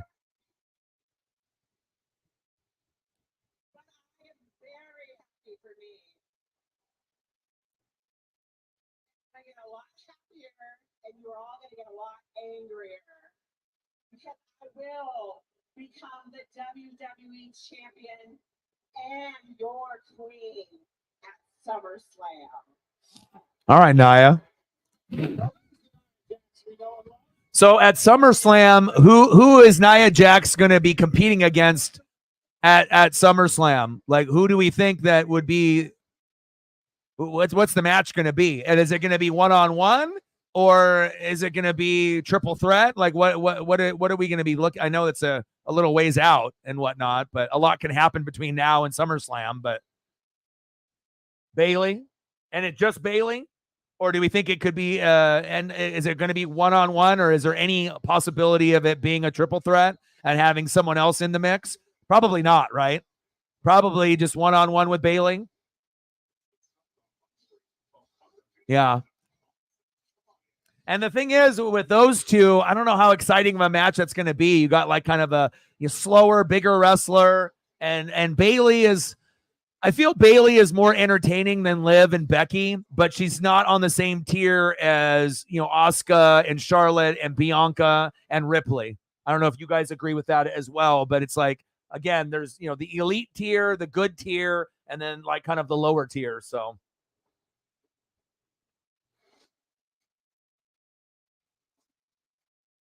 Okay, because I just wanted to. You guys are, just as much of an expert on these things as I am, and you guys obviously are watching like I do as well. So that's why I wanted to ask. But that's what I was thinking. But I wanted to see where your guys' heads were at with everything too. But we have to see if Ripley ends up having a setback, right? Because if she has a setback, then they have to change plans. But if everything goes to schedule, and that might be the outcome there.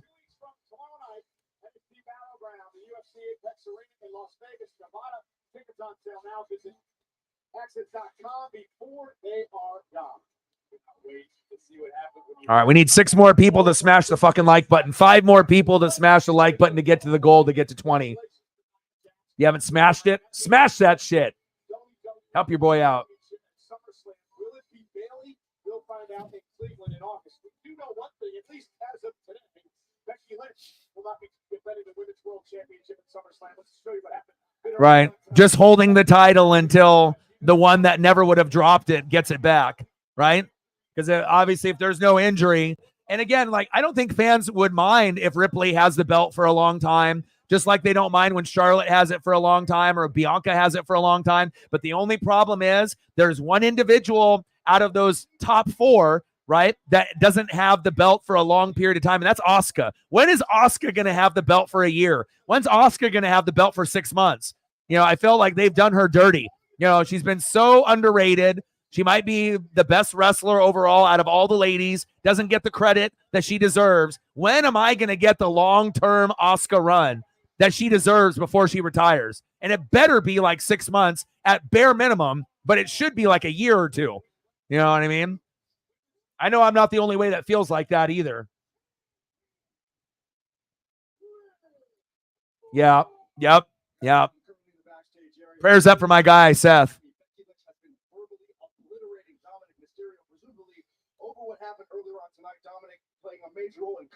I could see that too. Any comment on the controversial ending to your match? I don't know.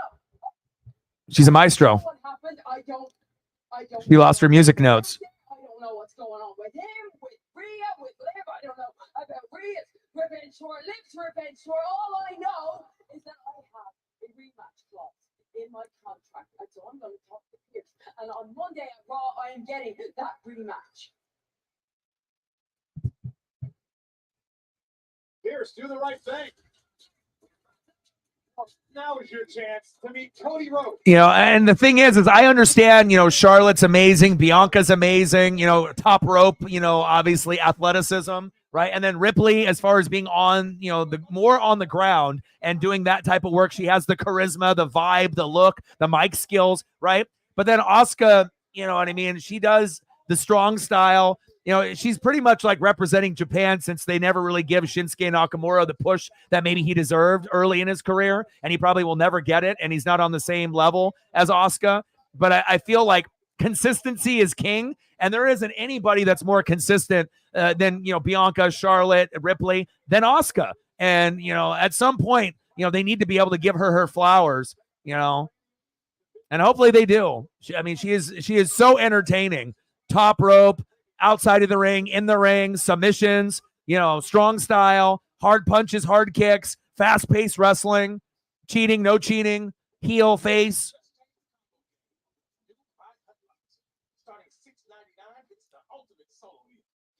fan pizza or melts, and your favorite side. Combo like you never comboed before. Knowing how pizza the Hut. Is that your new Nissan Rogue? Yeah, crazy story. So this morning I'm at the Nissan Thrill of Summer sales taking a test drive. When Dave, the sales guy, like, you're gonna love this. He shows me the best-in-class fuel economy and lets me know it's recommended by Consumer Reports. When Dave And then I assume we're going to be going, I knew I had it. we're going to go here next, Get up to $1,000 bonus cash with select 2024 Rogue right? or Nissan offers 6 vehicles. This will be the next match. And then they're going to end it with Logan and Cody as the last match, correct? Warranty. Warranty. Hey, gotta go. You must have American Home Shield. How'd you know? I can tell your appliances and home systems are protected. Covered repairs and replacements are taken care of. Warranty never lies. Hello, cookie dough. American Home Shield. Don't worry, be warranty. I have prepared Thomas's breakfast. You just save it together. Thanks, Tom. Hey. So we got 2 matches left. We got this one, Randy Orton and Gunther.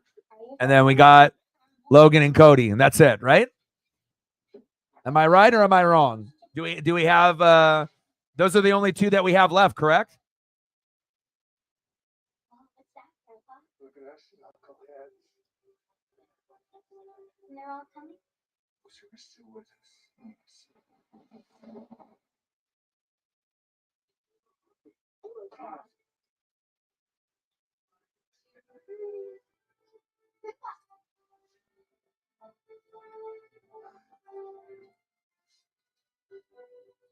What's this?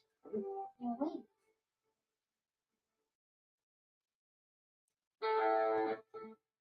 Light 'em up. Gentlemen, it's a beautiful day. Let's go.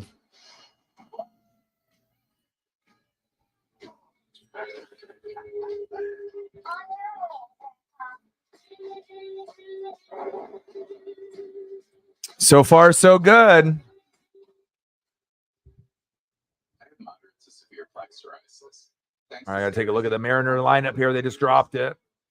All right, Crawford, Moore, Rayleigh, Raleigh, Canzone, Julio, France, Polanco, Rojas, Logan Gilbert on the mound. Let's go. All right, I got to send this to a couple of the Mariner homies here real quick. With Skyrizzi, nothing on my skin means everything. Embarrassing losing to the fucking Nationals. But again, that's what happens. We're not very good on opening day games. To achieve my ambitions. Want to see? I'm earning more money on my money at the head shop. Ready for service? And saving to give back to local producers. I can help find any ambition you're hungry to achieve, like investing. in- Reefer, is that you? Thank you so Appreciate you, Reefer. Thank you so much, man. Like I said, I got a lot of stuff that I got to take care of with bills and then my dog and food and, just the maintenance, with like teeth cleaning supply type stuff with the powder, Tiffany Stratton. That's another one that's on the up and up. She will be in that category with Asuka, Charlotte, Bianca, and Ripley. She's next woman up. She is like pretty much, the new Charlotte Flair. She gives you that juice, that gives you that energy, a younger version of Charlotte Flair. She's blonde. She can do all the moves that Charlotte can do. And it's nice to be able to see her there in the crowd. Tiffy time. Reefer, thank you, man. I appreciate your support.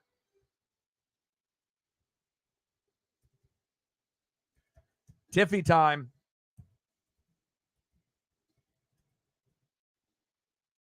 Reefer Boys with a 50. Appreciate you, man. Me and Paisley, like I said, we love you. We appreciate you. And like I said, it'll definitely go to a good cause. Even a bag of dog food for Paisley costs like $83. So it's like, every dollar counts and it means a lot. Thank you so much, man. Stacks on stacks, racks on racks, a little Cactus Jack. Bang, bang. $50 holla. Thank you so much. I appreciate you. Bang, bang. It means a lot. Gunther. And again, I'll be doing WWE pay-per-views once a month. And like I said, even if the only way that I won't do it if it's on at like 5 a.m. to 8 a.m. But if it's on at like 9 a.m. or later, I'll do it. So But I don't think we're going to have too many that are going to be at that Australia time zone. That might be the only one that was in that weird time slot. And it was just my fucking stupidity of not doing the France one last month. That was I dropped the bag. I fumbled the bag by not doing the stream. I watched it live, but I should have done the stream. So thank you so much, man. And let me tell you, the help, it really does matter, because there's some people on the channel will never donate to me ever. No matter what I say, no matter what I do, they're never going to support me. But then there's going to be people like you and others that will support me and make sure that not only are you supporting the stream, you're supporting the dream for me and Paisley. So that way I can continue to do this full time and I can take care of her. So thank you so much, man. Paisley's my world. Again, if I didn't love her as much as I do, I wouldn't be, spending an hour and a half to 2 hours every day walking her and making sure that she's healthy and happy. So thank you so much, man.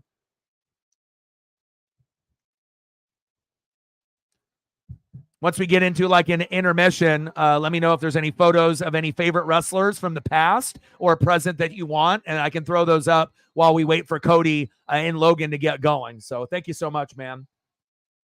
You guys are some goats. Odin, Reefer, Sarah, appreciate you guys. As well as Finley and Lenny D, my boys. Randy Orton, legend. And, when he ended up having his injury and they said that he may not wrestle ever again, I was just thinking to myself, hell no. I mean, I get it. If you can't do it, you can't do it. We already had to go through this with like Shawn Michaels, but I was like, man, I hope that he finds a way. And, you just can't end a career that legendary, right? Legend, wait for it, dairy, like Randy Orton. And I'm glad that he's back. He really does move the needle, You go back to when he first came in with Batista and John Cena back in that era. He's the last man standing. And he's in just as good of shape as he was back then as he is now. I mean, just a legend, through and through. Third generational wrestler, Cowboy Bob Orton, everyone in that Orton family. And once he is done wrestling, he's going to go down, as a lot of people's, top 5, top 10 when he's all said and done. You're going to reflect on his career. You're going to look at his accomplishments and realize that maybe some people have been sleeping on Randy Orton. A lot of us OGs aren't. We already know how great he is, and he's the type of guy that, if you think about it, should have a belt around his waist almost at all times. He's that good. But of course, you have other wrestlers, other storylines, other gimmicks. But he's one of those guys that always should have a belt on, or, more times than not, Uber talented, great on the mic, great in the ring, great presence, can be a face, can be a heel, just an aura about him, and there's certain wrestlers that have aura and there's other wrestlers that don't. And Randy Orton's got the aura. Not saying that Gunther Walter doesn't, but it's not the same type of aura. They know that he's a throwback wrestler, but Gunther doesn't do it for me. He's too generic George for me. He can't talk on the mic. He, like I said, I understand that he's, a good wrestler. He's an old school kind of wrestler, but he just doesn't do it for me. If I'm going to go for a bigger guy and it's not Randy Orton, give me Drew McIntyre. Someone that can spit on the mic and that is a better wrestler in the ring, in my opinion. Someone that's a little bit more entertaining, that moves the needle. But again, if WWE wants to put Gunther, a.k.a. Walter, as world champ, so be it. But I feel it will be a boring reign. I would rather have a Drew McIntyre or a Randy Orton personally. So, but everyone's got their favorites, I know, I love it. They mentioned it. He's never had his song, and he deserves to have his song sung like Judas, with Chris Jericho, just like with Cody Rhodes, and everyone else, that is a spectacular wrestler, that they deserve to be able to have that. And I know Randy is happy. It's like that. The France crowd started a trend, and then now maybe we'll get Randy Orton to have his, theme song sung, maybe from the rest of his career moving forward. So very cool. Well, we use the word methodical a lot in this game, but I don't know if I've ever seen a better example of methodical movement than we are witnessing right now out of the Viper. Randy is forced. I always loved Randy from way, way back in the day too. Like I could already tell when he ended up getting the belt and being like one of the youngest champions, in WWF, WWE at the time, I knew he was going to have a legendary career. This is awesome. Good for fucking Saudi Arabia. You know what I mean? Like, they paid attention. I think that there's a lot of pressure, from the fans after watching that France crowd to realize that the American crowd sucks. The Canadian crowd is better. The European crowd is better, right? And at some point, these American fans, need to be better. They need to bring it, because, it seems like every location they go other than America, and again, they have certain locations that might give a little bit more of a pop, like Chicago, New York. There's going to be certain, places that are going to bring that heat and that energy, but not every location in America is created equal. And even with New York and Chicago and some of these other locations, it does not match up to France, Canada, and certain, in certain parts of Europe. Not even close. I started watching wrestling when I was 3, in 1985. So I've been watching wrestling and sports since 1985, and now we're in 2024. So I'm 42, even though I don't look 42. So I saw the birth of Hulkamania. I saw the birth of video games. I saw the birth of the internet in 95. So I've really lived through it. Jordan, Magic, Bird, Barry Sanders, Jordan, Drexler, Joe Montana, Jerry Rice, Dion, Wayne Gretzky, anything and everything in between. Ken Griffey Jr., Hulk Hogan, Andre the Giant, Ric Flair, Demolition, Legion of Doom. I've lived through it.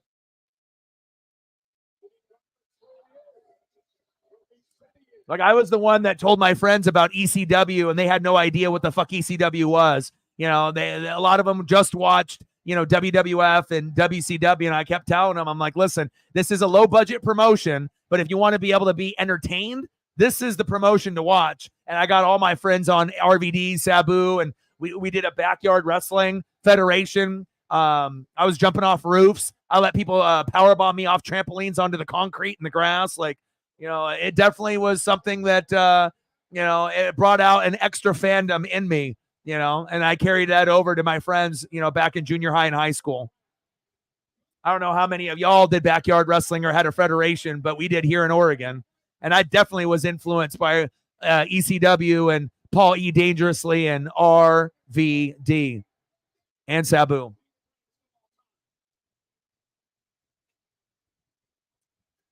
Jordan on the White Sox.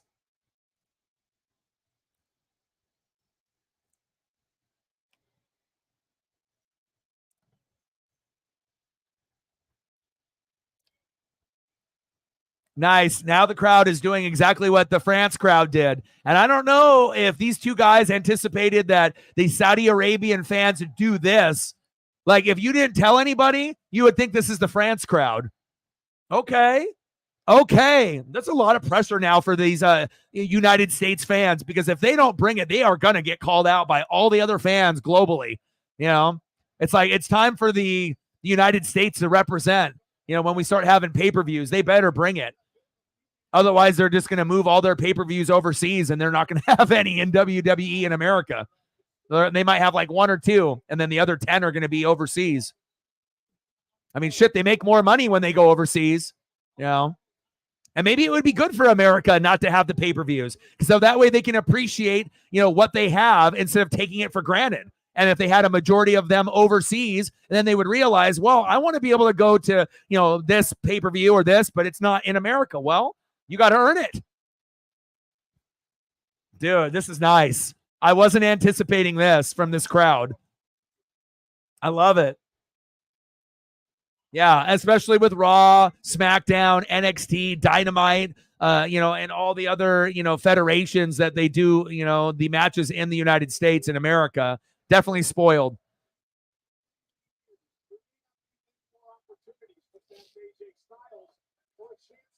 Viscera. Mabel.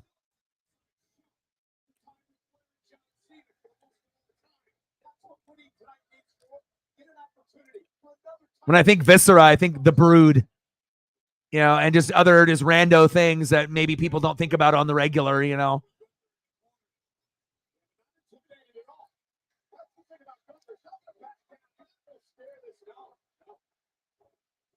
I wish Gunther could talk on the mic. It would make me like him a little bit more. And I get it, he's a throwback, you know what I mean? But he just can't talk on the microphone.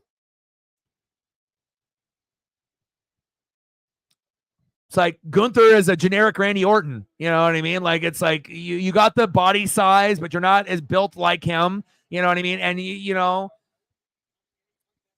it's like, you know, Sheamus brings you something, right? And Drew McIntyre brings you something, like a different type of persona. I just wish they would be able to give Walter Gunther some type of different type of look, gimmick. You know, I don't know. He's just too generic George for me. I do appreciate his skill set, you know, in the ring and the chops and how hard and physical he wrestles, but there's just something missing from his overall gimmick and look and vibe, besides not being able to talk on the microphone, which is a big no-no for me.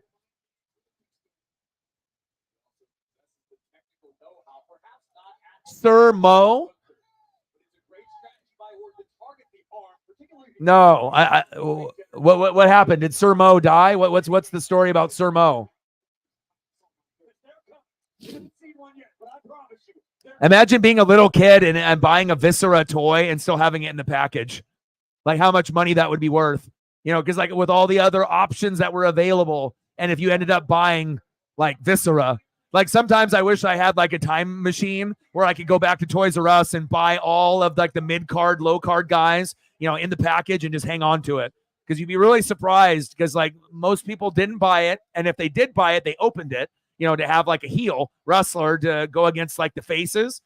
But just imagine like, you know, if you could end up going back in time and buying like, you know, a Viscera, like most people would think, oh, Viscera is not worth that much money. But if not very many people bought it, right, and you have one in the package mint, it might be worth a couple $100, even though it's Viscera, you know.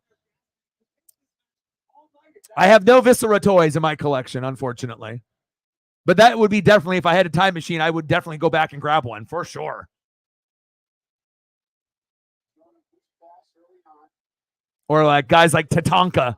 You know, if you're an OG, you know who that is. Nice shoulder tackle there by Randy.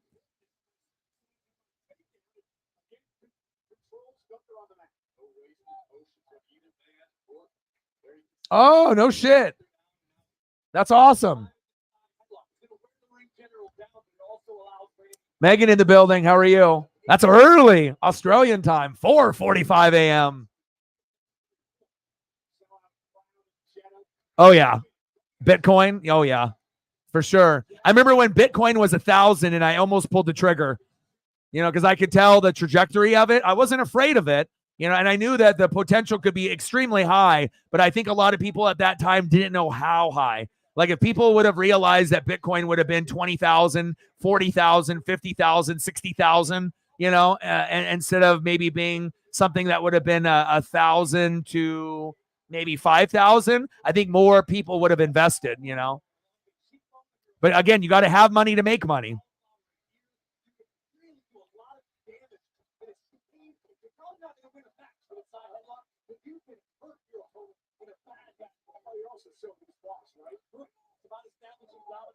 The purple and gold. Okay, I think I do remember them. I do. I just haven't had anybody bring up Sir Mo or Mabel in such a long time.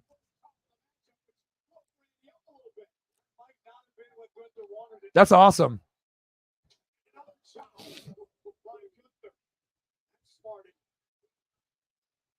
Yeah, the Doge dog passed away. He lived pretty old too.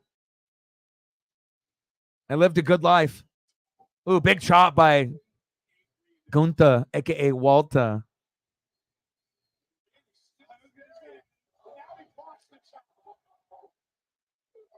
Thank you for liking and retweeting the stream for me there on Twitter/X. I appreciate that.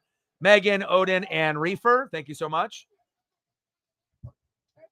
Oh, right underneath the chin there. Got Randy right in the jaw there. There we go. Uppercut for you.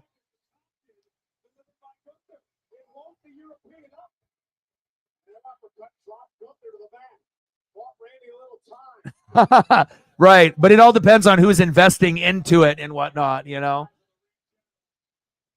Sometimes people don't realize what is going to be, you know, potentially groundbreaking, money-making type of thing, And back at that time when it first came out, the whole digital currency thing, it kind of felt like, it could be a ripoff. You know what I mean? And it was only going to get big if you had a lot of people invest in it, because that's why the value went up, because you had more and more people that believed in it. And if people didn't believe in it, then Bitcoin wouldn't have succeeded. It would have been like, it would have peaked at a certain point. I don't think it would have went to value 0, but it might be worth something like 100 to 1,000, not, thousands and thousands of dollars for just one, 20, 30, 40, 50, 60, 70,000 for one, right? I mean, but again, it got to that point because you had millions of people that started to believe and saw the increase of the value. If people didn't hop on the bandwagon, then it would have, capped out at a couple grand, maybe $5,000, and then it would have fluctuated from like $1,000 to $5,000, which is still good money, especially if you had a few of them.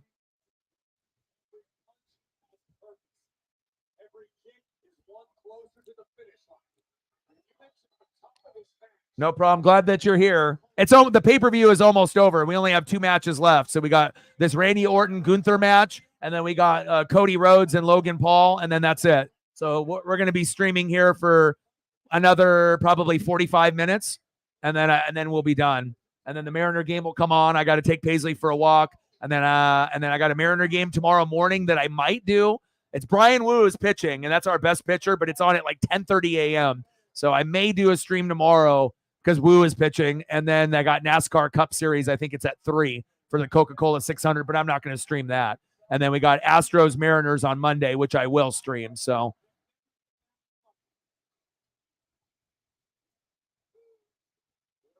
bro, buy it. Is it sealed? What are we talking? What kind of, are we talking like an old school one from like the 80s and 90s? Or are we talking about a newer one that you saw? Yeah, congrats, Lenny. Well, me and Lenny have already known about, kind of some of his endeavors and some of his visions that he had, but he swore me to secrecy not to tell anybody. So that one has been staying safe with me and Lenny for a while.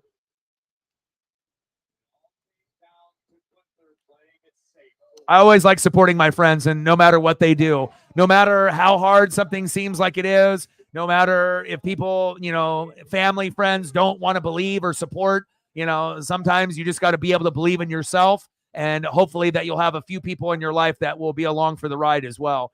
I got a brother friend, here in Oregon that had dreams of being an MMA and actually had his first professional fight after training for like 5 to 10 years. And finally is like in the lower circuits of MMA. And he ended up winning his first fight here in Oregon. So it's cool, to be able to see people's visions and dreams where other people may chuckle or laugh or not believe, but again, it's mainly just being able to believe in yourself, even when others may not believe, and as long as you have the discipline and you're willing to work hard, you can make shit happen. Facts. There was a lot of people that didn't believe in me, that thought that, even though that they knew that I did phone sales and they knew that I knew sports and wrestling, maybe it was just a hater in them, or maybe not wanting me to succeed and them working at 8 to 5 or 9 to 5 and being jealous or whatever it is.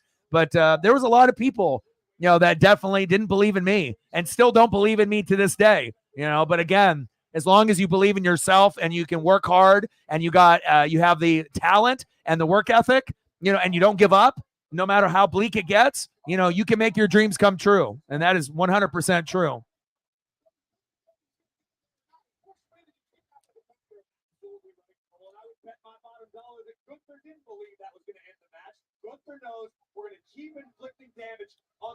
Yeah, but me and Lenny have been sitting on that secret for a while now. But keep pushing, man.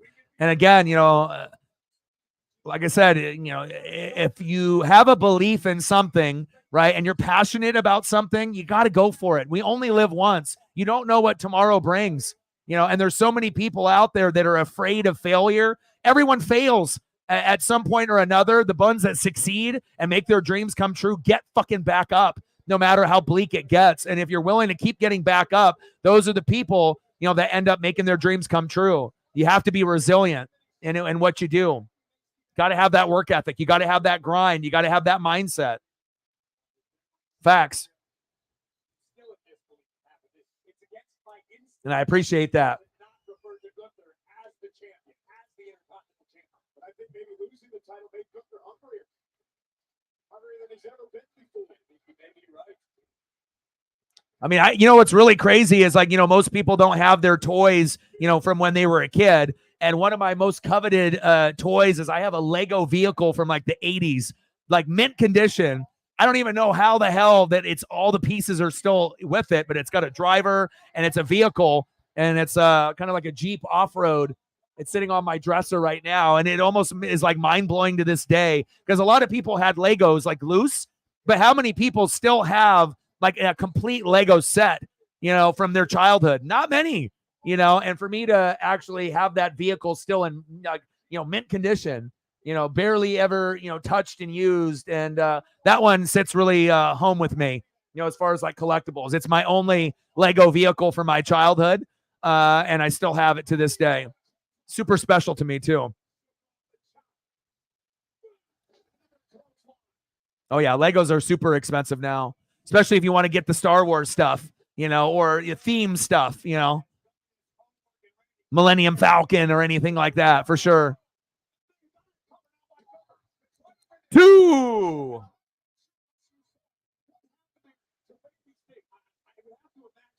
Sarah helping out with the like and the repost there as well. I appreciate that. Well, first off, let's show you the chop. Look at this. Oh my goodness. See the sweat fly, the flesh reverberate. There you go. I want to watch here. Clothesline. Oh, but Gunther almost took Randy away, but I'm curious to what Randy did to the knee, and you may be right on the pivot. I think Gunther knew full well that Randy was going to attempt to snap out. And to your point, vintage Randy Orton. And Gunther knew what was coming, stopped Randy, and I think this is wear and tear on Randy's knee over the last several weeks.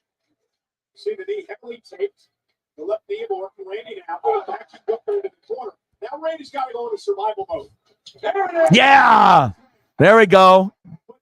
Nice fall away slam there by Randy Orton.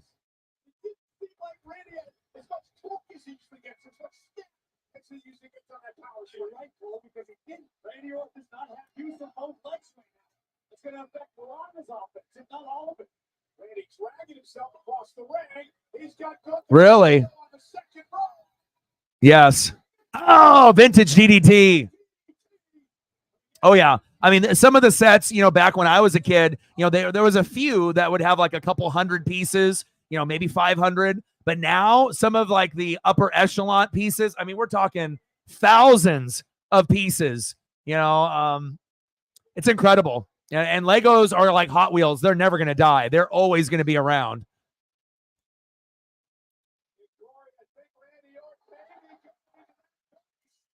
Viper, let's go, baby.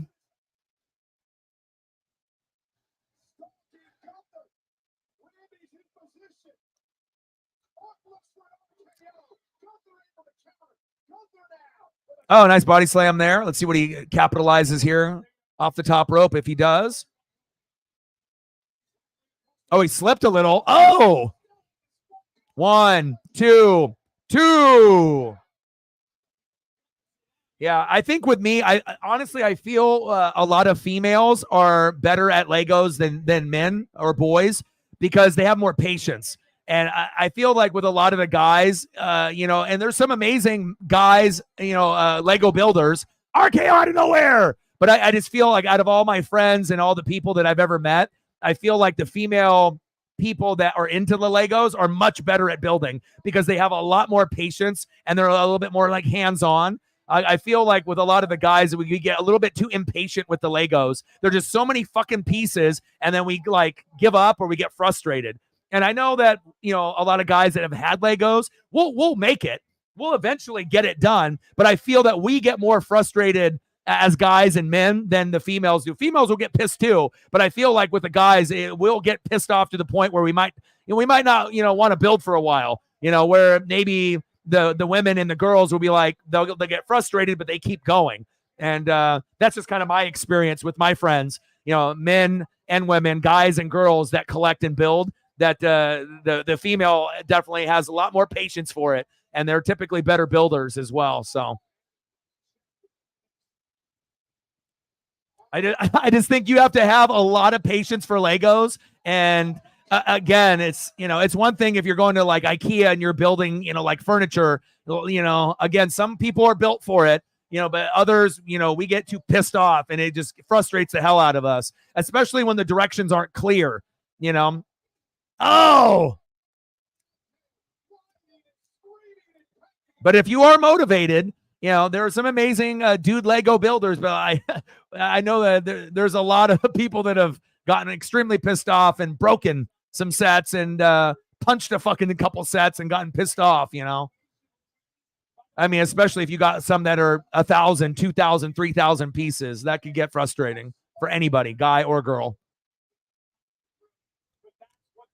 Oh, big chop by Walter Gunther.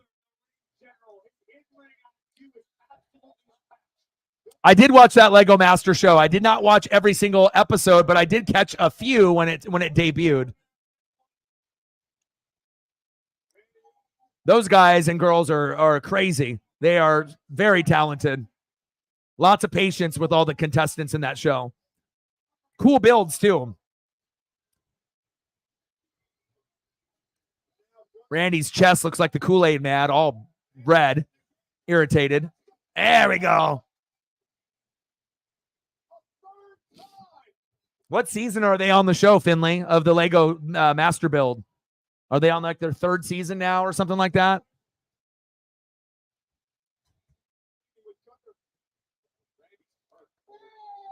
Millennium Falcon? Golly.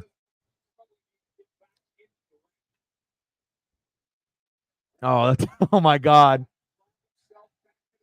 You do something like that, that'll make a grown man cry. Millennium Falcon, just dunzo. Oh!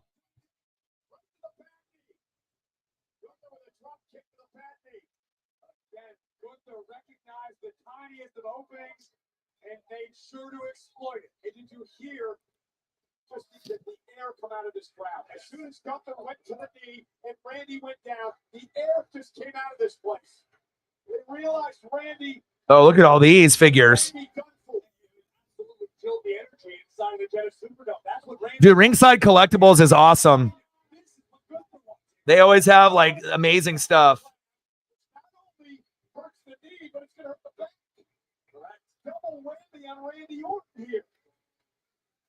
3 seasons so far. Nice. Yeah, I think I watched maybe the first season and then maybe a couple episodes randomly if I had time, but I definitely wasn't consistent with it.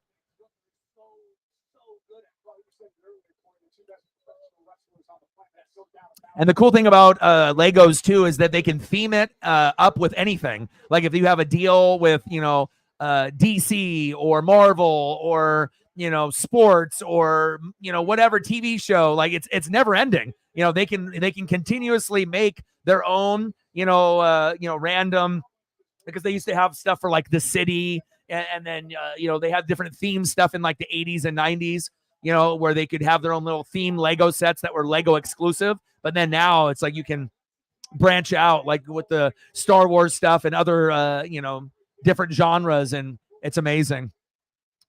Lego has definitely come a long way. Nice submission here by Walter, a.k.a. Gunther.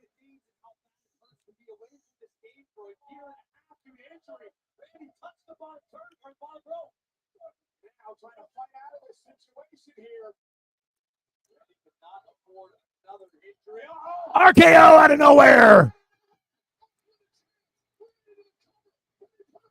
1, 2, 2.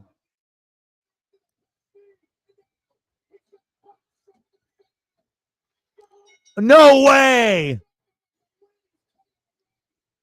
Wow. And we already kind of knew that Randy was a legend, that Gunther was going to win because his trajectory after being IC champ is to be world champ, right? That's the vision that they have for him. So, but that ending right there, I think was a little unexpected. I'm not sure.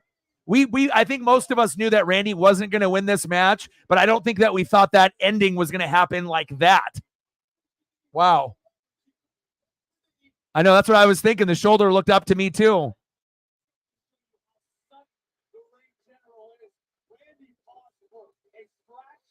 No, I did not see that. That sounds fucking wild. is the window.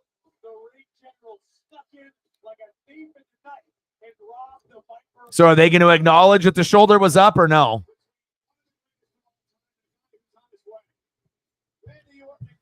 But I mean, Randy's a legend, but I mean, like I said, he can be a legend with a belt or without a belt. Ooh, big slap.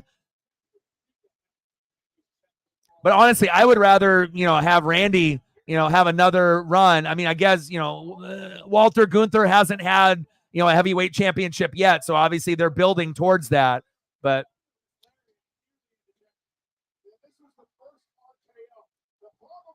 I mean, how do you guys feel about Gunther Walter? I mean, do you guys get entertained by his matches?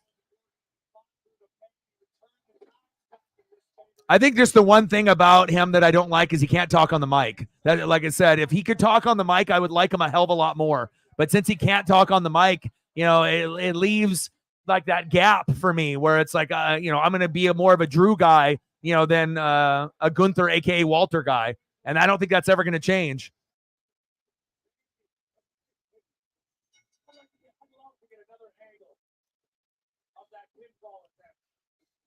Like who's going to put on a better match, Randy and Cody, right? Or Cody and Gunther, aka Walter? Be honest.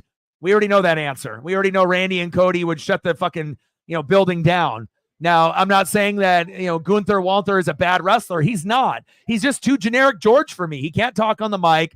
Little black trunks, blue trunks. He's just kind of, he's a guy that could wrestle in any era. So I will give him that. He can wrestle in the 70s, 80s, 90s, and current. But again, you can't talk on the mic. You don't have any flashy gear. You don't really have a gimmick. We know that you can chop and you're very physical like a Sheamus. You know what I mean? But again, it's just too generic for me. There's something missing about his overall character besides not being able to talk on the mic. You like Gunther more than Randy? Or Drew?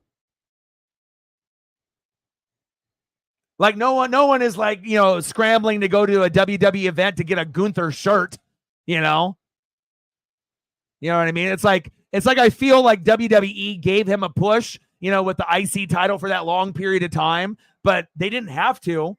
They didn't have to. They could have went a different direction. You know what I'm saying? I feel like Gunther Walter is a Vince McMahon guy, not necessarily like a Triple H, type of, person that they would have put in the role. You know what I mean?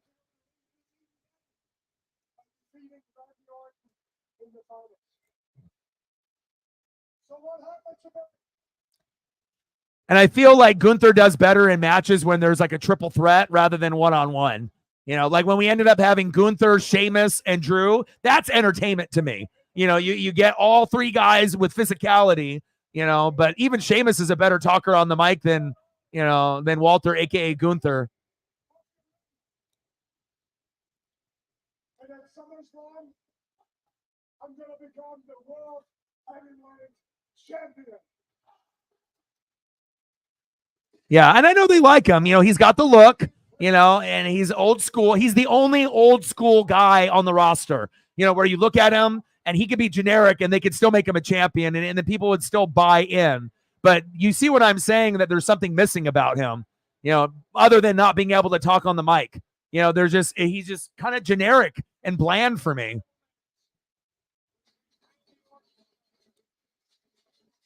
But again, I understand why they're doing what they're doing with him. I get it.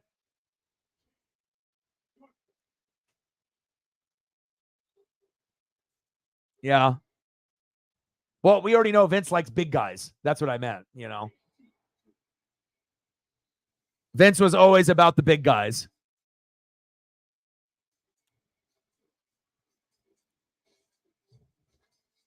Well, hopefully he'll evolve. His character will evolve a little bit. You know what I mean? It's not like I hate him, you know what I mean? But I just feel like there's something missing,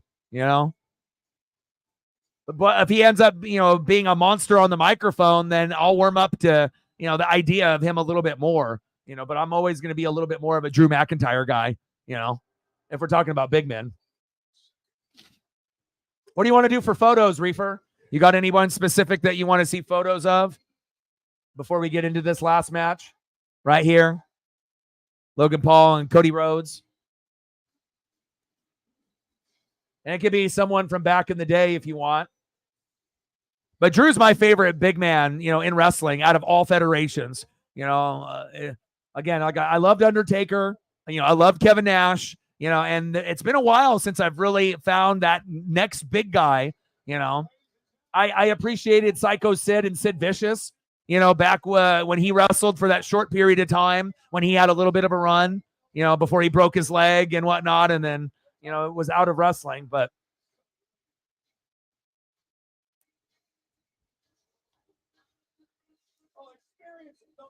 Absolutely. And I like Drew too because, when he got fired and then he had to reinvent himself, and then with a new look, and then obviously microphone skills to me are more important than the wrestling skills. Wrestling skills matter as well. But again, if you can be amazing on the mic, there's plenty of guys that are good or great in the ring, but there's not a lot that are great on the ring, great on the mic. And that's what really separates guys that are good from the legends.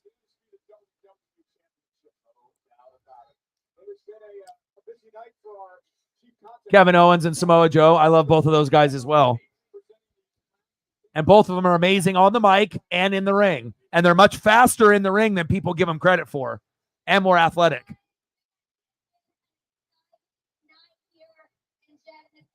Okay, sounds good. Let's do that.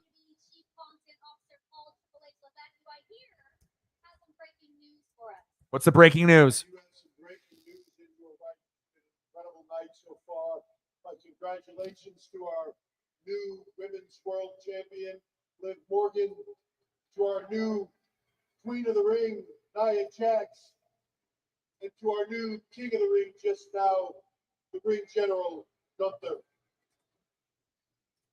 But for big announcements, earlier today, our medical staff cleared Drew McIntyre to step back into the ring. Let's go. My boy, Drew. True to his word, Damian Priest agreed to defend the World Heavyweight Championship against him. So I am making that match official right now. Damian Priest versus Drew McIntyre for the WWE World Heavyweight Championship, June 15th, live from Glasgow, Scotland. Let's go. Triple H, thank you so much. You heard it first from Triple H himself, Drew McIntyre, Damian Priest, World Heavyweight Champion, Flash at the Castle. Exciting stuff. Thanks again. That's you guys. So again, it's official. 3 weeks from tonight, we're going to be in Glasgow, Scotland. Drew McIntyre in his home country. The crowd is going to be wild. Championship against the current title holder, Damian Priest of Judgment Day. And individual event tickets for both Friday Night SmackDown and Clash at the Castle at OVO Hydro in Glasgow, Scotland on Friday, June 14th and Saturday, June 15th. On sale now via Ticketmaster.co.uk. While we're at it, SummerSlam just happens to be taking over Cleveland this summer, and tickets are on sale now. But the only way to secure exclusive experiences and interactions with your favorite WWE superstars is the WWE Priority Pass, presented by On Location. Buy your package today to get access to premium seating, pre-show hospitality, and so much more. Head to onlocationext.com/WWE. SummerSlam this year is Cleveland, 2026 it's Minnesota. I want to know what 2025 is going to be. I don't know. We got a great city, Three Rivers and stuff. Let's just say a little bit of here tonight, this is Jet. We're at the Jetadome for King and Queen of the Superdome. Outsiders, baby. Queen of the Ring continues his Wrestle Team loyalty at WWE. Will battle each other in the question of crowning spot at the top. The reigning undisputed WWE champion, the American Nightmare, Cody Rhodes, goes head-to-head against that man. He's the United States champion. The Maverick, Logan Paul. Right after this break, subscribers of Peacock Plus, let's look at how these two undeniable superstars. Cody Rhodes, Logan Paul, last match. What you know about Elizabeth? New world order. For life, brother. Oh, yeah.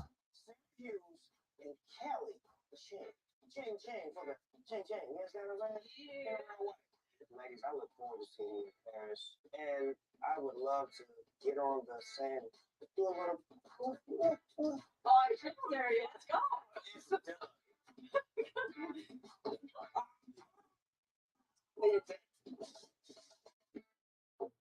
Pizza Hut just changed the combo game with the new My Hut Box.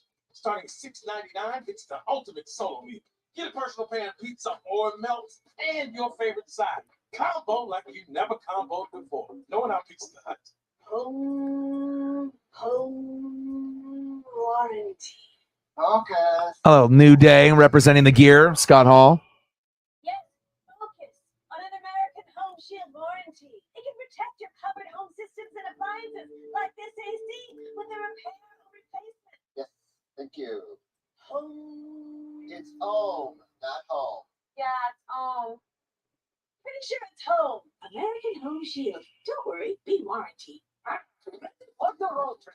I've even got an extra seat. Volkswagen, with 3 rows and seating for 7, everyone wants a ride. Okay, good then. And see Despicable Me 4 in theaters July 3rd. Rated PG.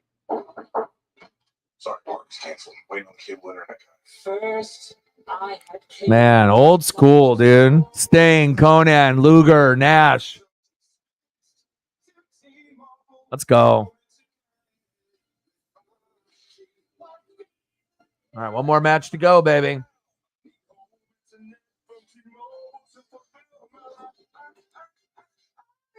Get home internet from T-Mobile now, just $50 a month. All right, I'm going to check real quick. Oh, Mark Henry. Sexual chocolate. Yeah, baby. You said right now. That would be nuts. Yeah, Drew getting his moment at his home country. But then how long is he going to have the belt for? A month? It better be a while. So he already went through COVID having the belt with no fans and then got the belt recently for like a minute and then lost it. So Gunther and Drew at Summer. Woo! Yes. Me too. Me too. I'm a big Scott Hall guy. Huge, huge Scott Hall, Kevin Nash guy. I still got some of the NWO figures too from back in the day. So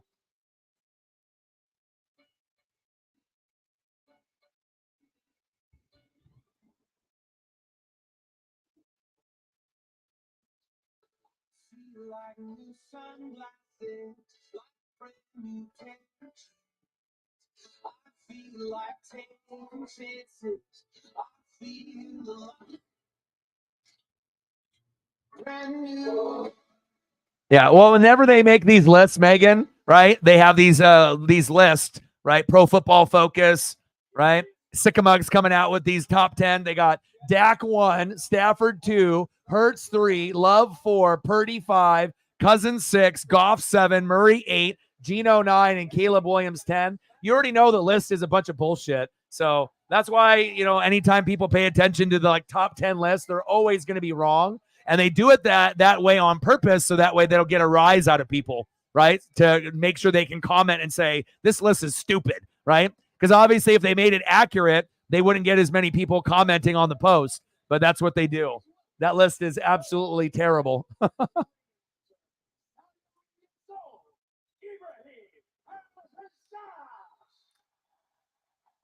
So we got Becky Lynch, you got Logan Paul right here to the to me, Sami Zayn, and then Cody Rhodes. And obviously Logan Paul, the guy that has the yellow headband there, he's a YouTuber.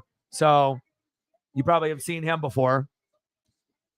Even if you don't watch his channel, I mean, he's kind of everywhere. And then him and a few others, representing Prime energy drink and whatnot. And obviously has taken his branding and his level of athleticism now here to WWE.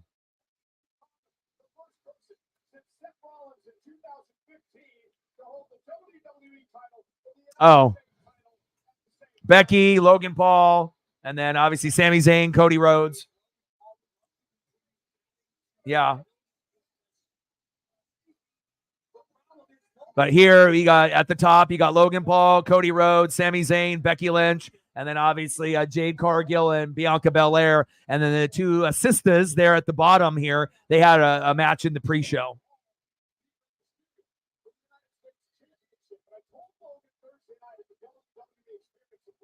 On the far right? On what? On the background or here? Are you talking about the background photo that you're looking at on the over here? This is the world champ right here, Cody Rhodes. Brother Dustin Rhodes, aka Goldust, and dad Dustin Rhodes, the American Dream. So third generation. He's like one of the biggest popular wrestlers in wrestling today.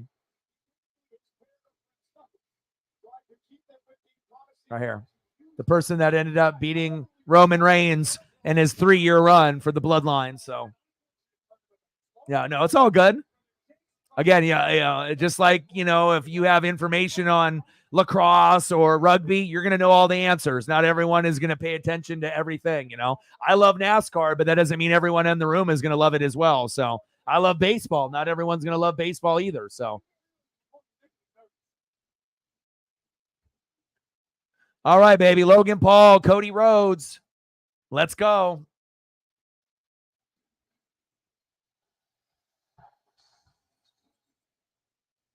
Yes.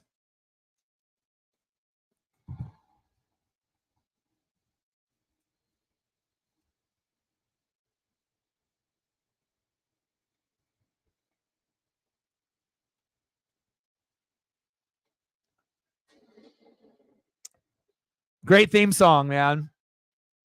Judas for Chris Jericho is great.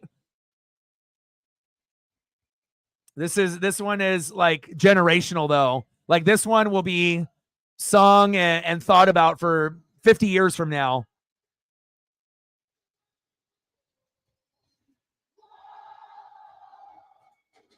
And it's cool too because I watched his dad. I watched Dusty Rhodes when I was a kid, right? Was a fan, and then I watched Goldust, was a fan. And then to be able to see, Stardust turn into this, it's so fitting, that you don't have to have some shit gimmick like Stardust, and then you could just be Cody Rhodes and then go from AEW, to here. And then they didn't bury him, which would have been extremely stupid to bury someone like this, and to be able to use it for their advantage for ratings and to be able to finish the story.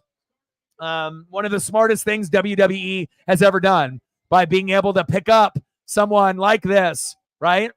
To be able to pick up someone like Cody Rhodes and not to bury him in mid-card hell, which they have done with other people that have, crossed over. So.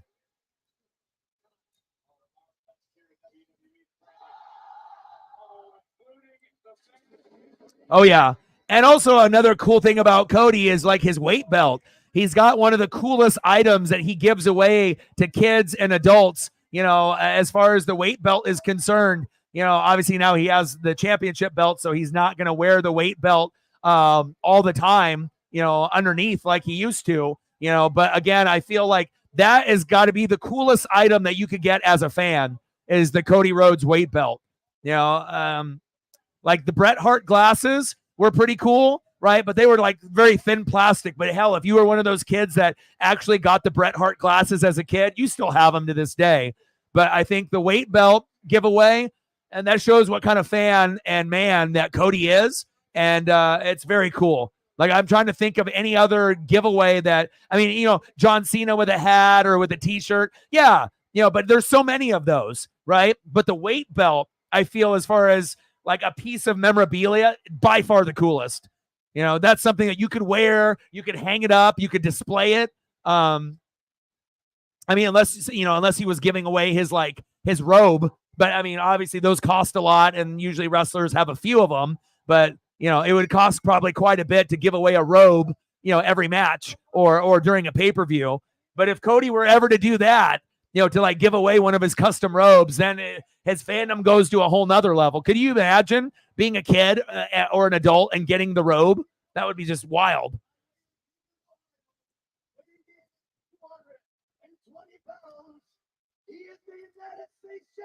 I'll show you.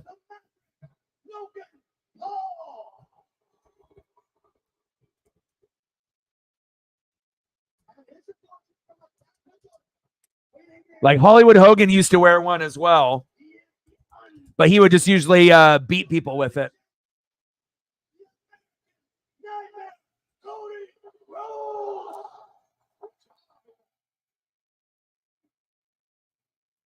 The official of this matchup, this is for the undisputed WWE champion. So over his pants, he would wear something like this, right? And then obviously it's got his custom logo, and you just wear it like over your gear, right? And then obviously he's got the championship belt, so I doubt he has it underneath there. He just has his like regular pants. But this is something that you'll wear, and you can wrestle with it, or you can end up taking it off and beating the other wrestler with it, or the ref, or you can give it away to a fan. And he used to just wear it and not give it away. But in the last, couple of years, he started to give them away to super fans in the front row. And it's like the most desirable collectible in wrestling. It's very cool. No, you're good. But the main purpose of it is this. It's a belt that you wear to help you when you do deadlifts to keep your back straight. But then there's a little bit of fashion into it as well, because obviously with the color and the logo, it's not like, when Hollywood Hogan would have his, it'd be NWO. Shit. If I ended up getting an NWO Hollywood Hogan, weight belt, I don't know what I would have done. And to my knowledge, Hollywood never gave one away either, so part of his in-ring gear. And here we go. Logan Paul, Cody Rhodes.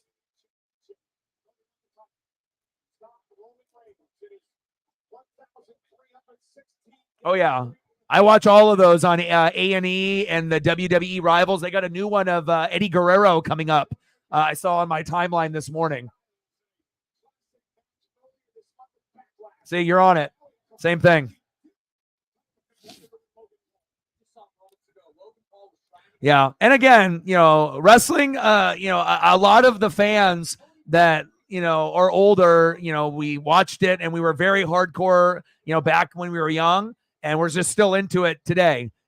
Some people, followed it and some people didn't, and that's totally fine. It's just like basketball, baseball, football, hockey. Sometimes you fall in love with something and then you just never let go. And wrestling has been that way for me. Just like football, it's hand in hand. Like, I never stopped watching, even when shit got bad in COVID, that might've been the only time where shit was a little unwatchable. But other than that, I've pretty much watched consistently since 3 years old. So, and there's nothing wrong, like I said, some people like wrestling, some people don't. Some people like NASCAR like me, some people don't get it, And again, the more the more interested you're going to be. But again, everyone is going to be invested in different things. Not everyone is going to be invested in like 15 different things. They're not going to have the time or,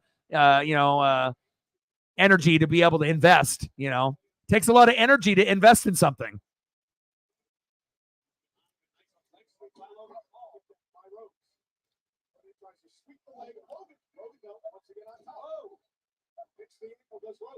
Yeah, I got a vintage Ultimate Warrior figure here on the desk, and I got a Roddy Piper as well.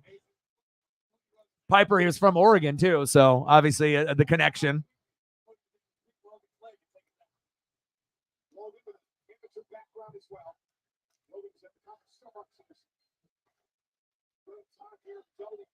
And Megan is our most consistent international fan, being in Australia. There's a few others like Will the Thrill, that might pop in here and there, but Megan is like the number one international fan that we have, not in just sports in general, but obviously on this channel as well. And obviously with the 12s.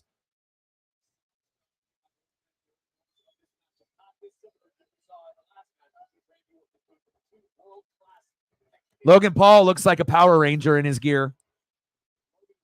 The Green Ranger.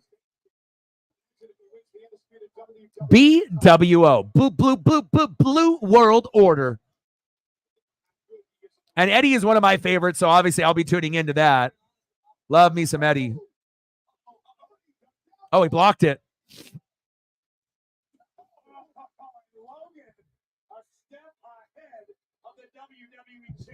I don't like him as a human. I don't like his podcast. I don't like his social media stuff, but I understand why he's so successful with his brother. But what I can say is that I don't watch Impulsive. I don't watch any of his social media stuff. I never will follow him. But in WWE, even from day one, he has shown a lot of potential. And there's a reason why he's at where he's at. He's not just a gimmick. You know, this isn't like a Ronda Rousey situation. He actually can hold his own and is very good. You know, again, it shows you there's certain people like him, Pat McAfee, Bad Bunny, you know, that they may not be quote unquote wrestlers to start off and they did something else, but that doesn't mean that they can't hang with the big boys. Facts.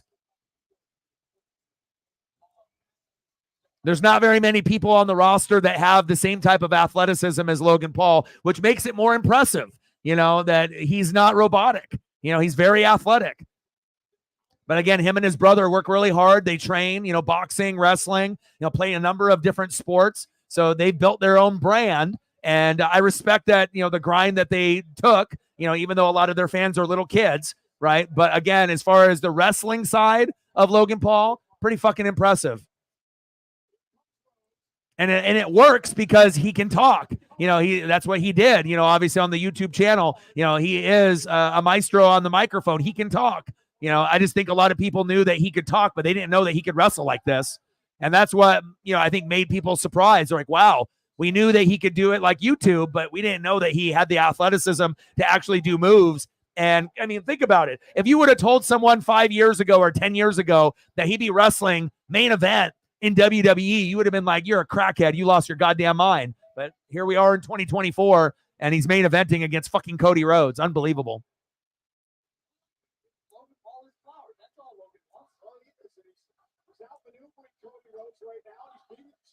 The All Blacks, New Zealand. I did a reaction video to some of their highlights early on the beginning of my channel.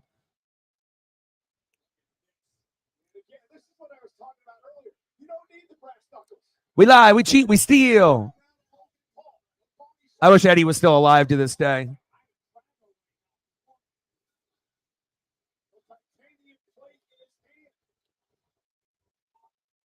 First game for the All Blacks is in a couple weeks. Nice. Oh, nice.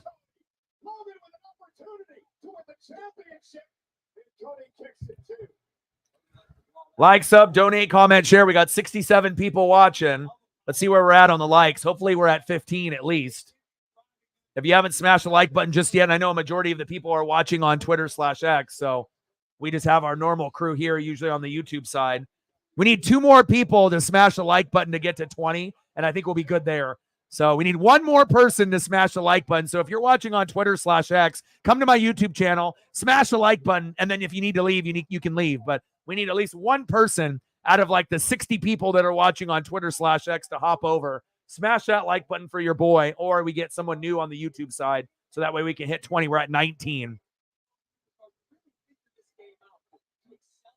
And I think we're at 80 on the dono side. 20 to go to hit the goal. Nice move by that moonsault by Logan. 2.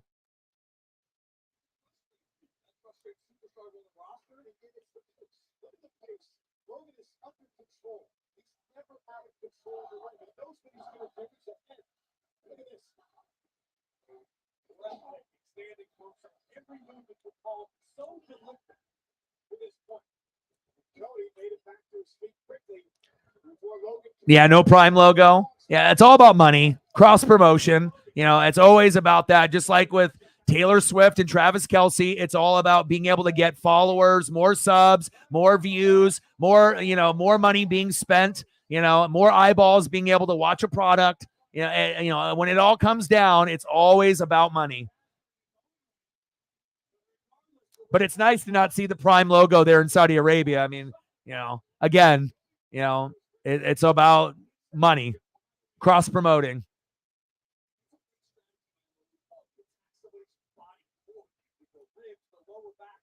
Yeah, I'll never buy Prime. Never. I will never support him. Never. Not in that way.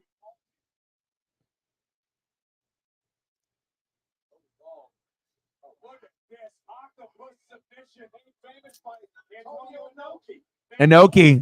Nice octopus here. Didn't get the full extension on the arm, though.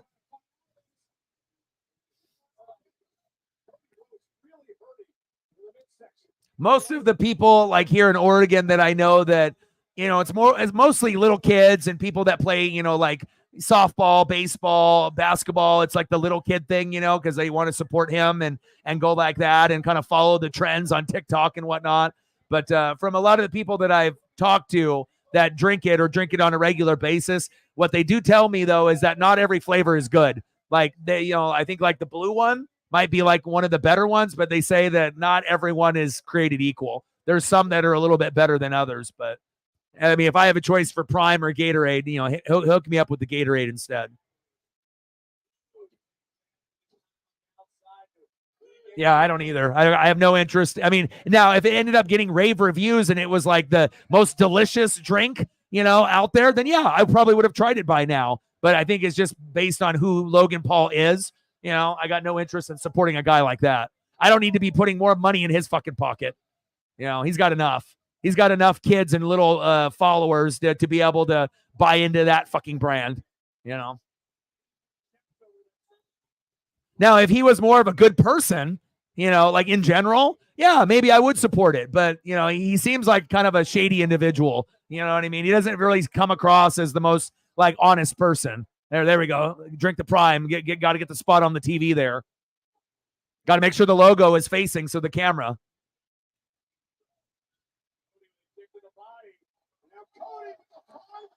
There we go.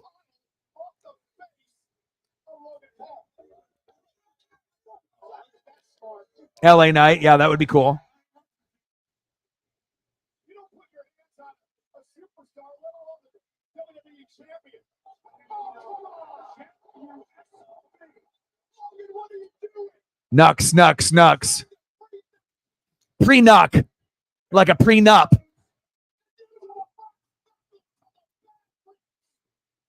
the hell are you doing? You are all part of the ploy, Cole. You got to play. Logan's gonna steal this. What are you doing? You impulsive my ass. You said you weren't gonna use the breast stuff, but I want to just do. You and take come on. You're nothing but a loser. Michael Cole, you're nothing but a loser.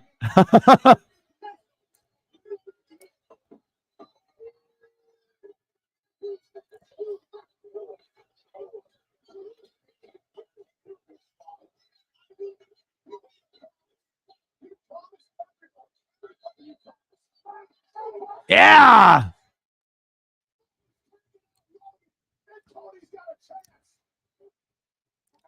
If Corey Graves would be cleared for wrestling, it would be cool for him to do a move to Logan Paul there. But obviously, after his injury, you're never going to see him in the ring wrestling again. But that could have been a cool spot they could have done if he was.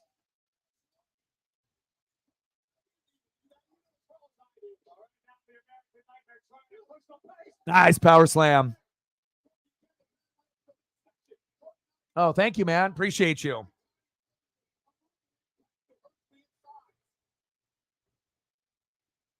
Thank you so much. Odin with a 20 to have us hit the goal. We need one more like to get to 20, and then we hit the goal on both.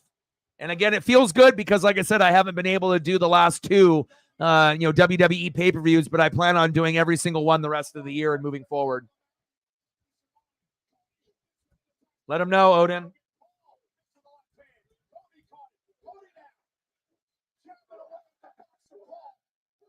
Appreciate you, my guy. And that'll definitely help towards Bills and Paisley more than you know. Stacks on stacks, racks on racks, a little Cactus Jack. Bang, bang, 2. Thank you so much.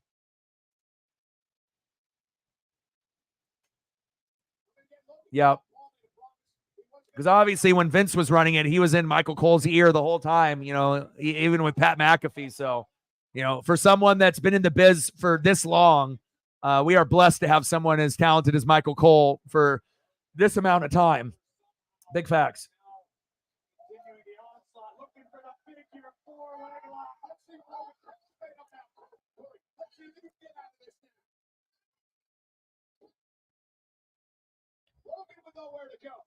Appreciate you, Odin. Appreciate you, Rifa.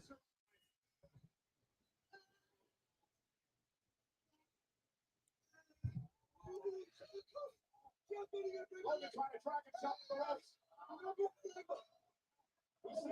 gonna break his leg. Now that's to the ropes and it's gonna force.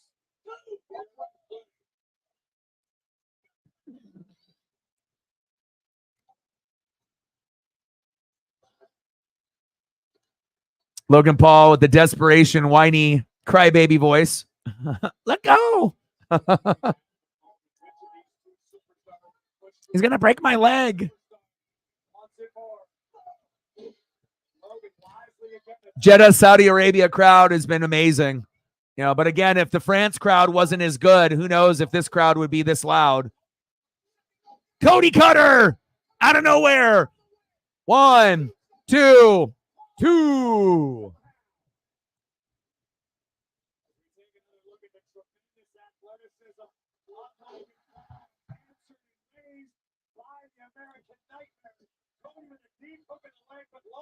With a little too much left in the tank.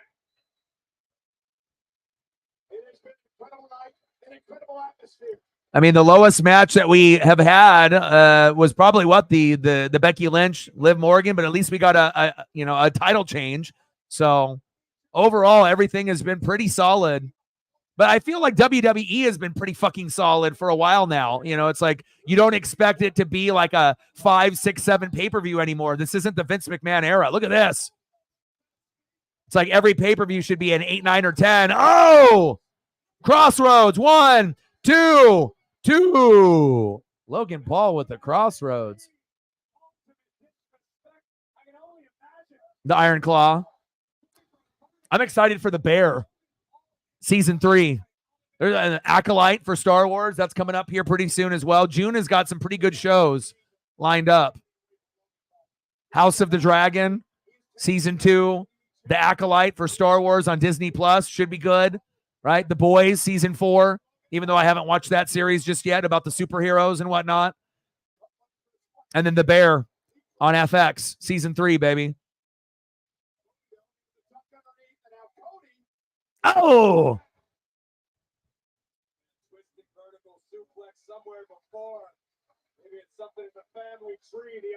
Oh, yes. I love those. I'll post those. Hold on. Before the stream ends, we'll get those on there. Heck yeah. Nice photos, dude.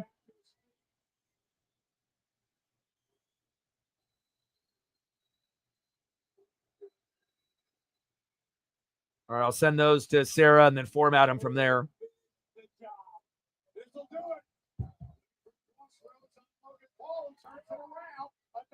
Have you watched it, Reefer, from the very beginning, from season 1? I haven't watched it yet, but I plan to. But I can't, obviously, I'm not going to jump into season 4 in June if I haven't watched season 1, 2, and 3. So I need to start that.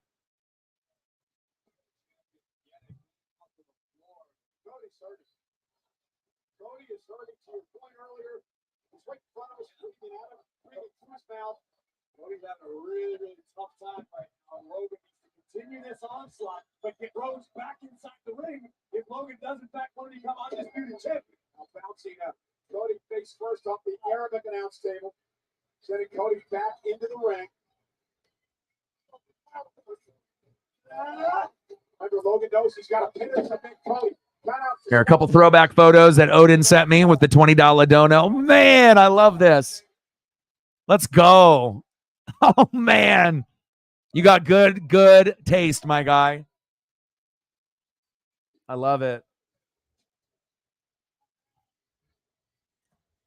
Oh, yeah, I'm a big superhero type of person. I mean, I'll do Marvel. I'll do DC. I love cartoons. You know, I love a lot of things. You know, like I said, it just depends on what it is. Wicked Tuna, Swamp People. I like History Channel, Discovery Channel, you know, National Geographic. I mean, it's more than just sports and wrestling for me. I have a lot of interests. But, yeah, I think that I always saw the memes of the boys, but I just never watched it. But at some point, I should probably dip in, and I will. Oh, yeah. I finished Shogun. Shogun was great. Sounds like they may end up doing a season 2 and season 3, even though it was originally reported they were only going to do 1 season. So, oh! They were probably hoping for the table to break right there.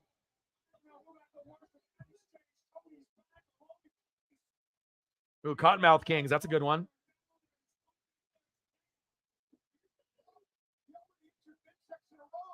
And Cody's going to go in and break the count. Now, how wise is this? Cody's going to want me. He is going to win a count out. Referee's an 8.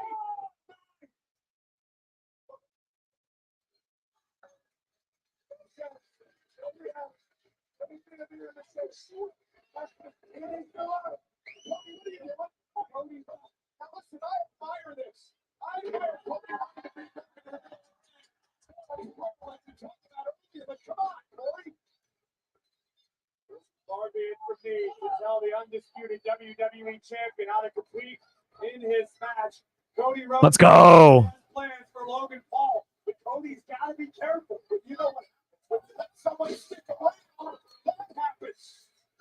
Now, by Logan, one lucky touch. He's out cold. Cody is out. Titanium plated. It's nice that you're back on there, though, so that way, you know, we can always talk by regular text message, you know, and go that route. But then, you know, we can obviously communicate on that platform as well. It's always nice when you have more than one point of access. I'm promoting the prime out of this shit, huh? Logan Paul at the top. A prime star frog splash.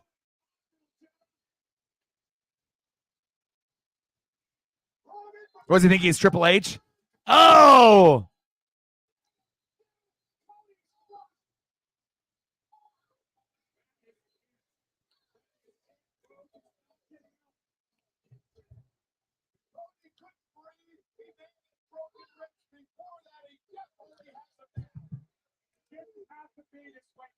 That's one thing about Logan Paul and his athleticism. You know, he can get a lot higher on that 5-star frog splash. It might not be Eddie Guerrero or RVD, you know what I mean? But for like a current wrestler, he does a pretty fucking good job on the frog splash.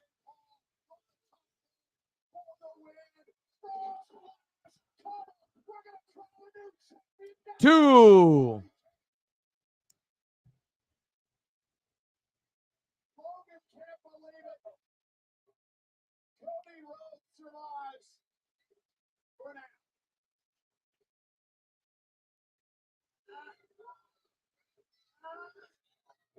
We hit 20. There we go. So someone came in from the Twitter/X side or came in the room. Now we're at 21. Nice. 4 more to get to 25. Thank you to all the people that came through to smash the like button. It'll help us in the algorithm and the metrics. So thank you so much. And thank you to all the people that came through to donate and show some love. Odin, Reefer, Sarah, appreciate you.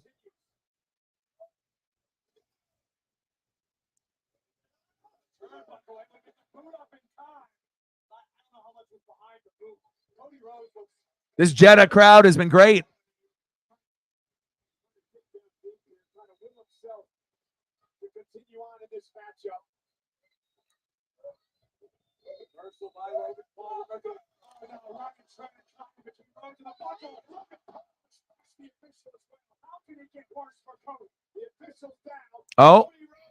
Oh. Cody getting him in position. Oh. 1, 2, 3, 4.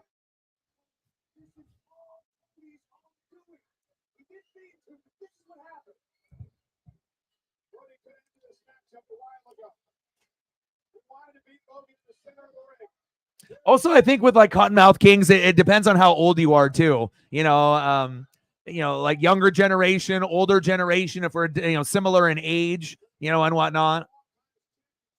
Like, I feel like some of the younger generation doesn't even realize how epic like Tech 9 is. You know, a lot of the OGs, we recognize it, you know, being kind of independent and not being on a big major label and getting radio time and understanding, you know, his importance, you know, to the rap game and the hip hop game. Brass knucks are out again here for Logan Paul.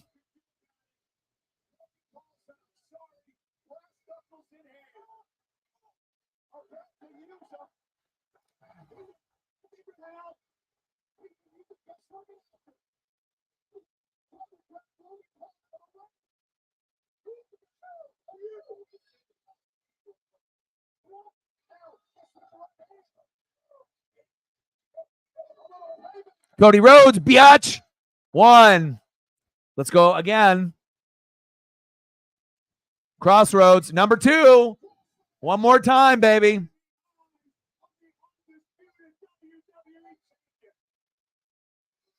Let's go. It's over.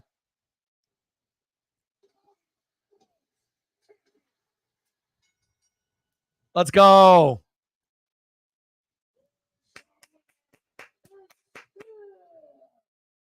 Oh my God, bro. Really? Oh man, you're going to have a good rest of your day. That's my guy, Odin. Oh, that chocolate bar. Man, you're going to be living your best life.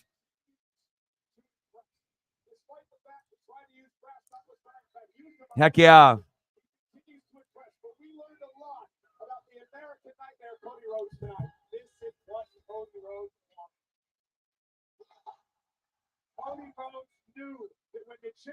Oh, you got Jaws coming on? Nice.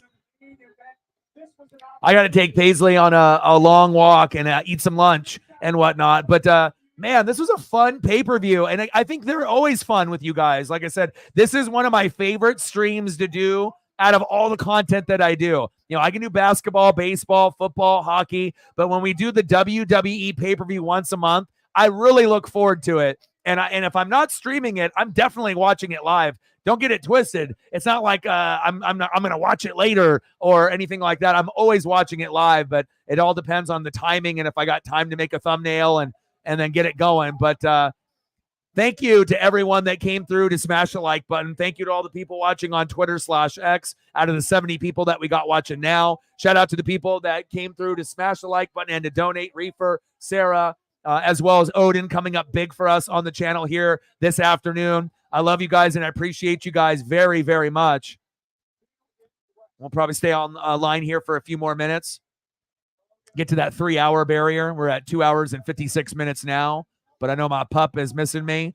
And I hope you guys have a great rest of your Saturday. The Mariners are about to come on here in like 20 minutes for me, so I'm going to watch that. Hopefully we win against the Nationals. And then I may stream tomorrow at 10:30 a.m., Brian Wu on the mound for Mariners and Nationals. I haven't decided yet. And then I will be watching NASCAR Cup, Coca-Cola 600, but I won't be doing a stream for that tomorrow. And then Monday for Memorial Day, we will be doing Mariners and Astros on the channel. So next stream will either be Sunday morning at 10:30 in the morning, or it'll be on Monday afternoon for Mariners Astros. But I'll still be watching many, many things.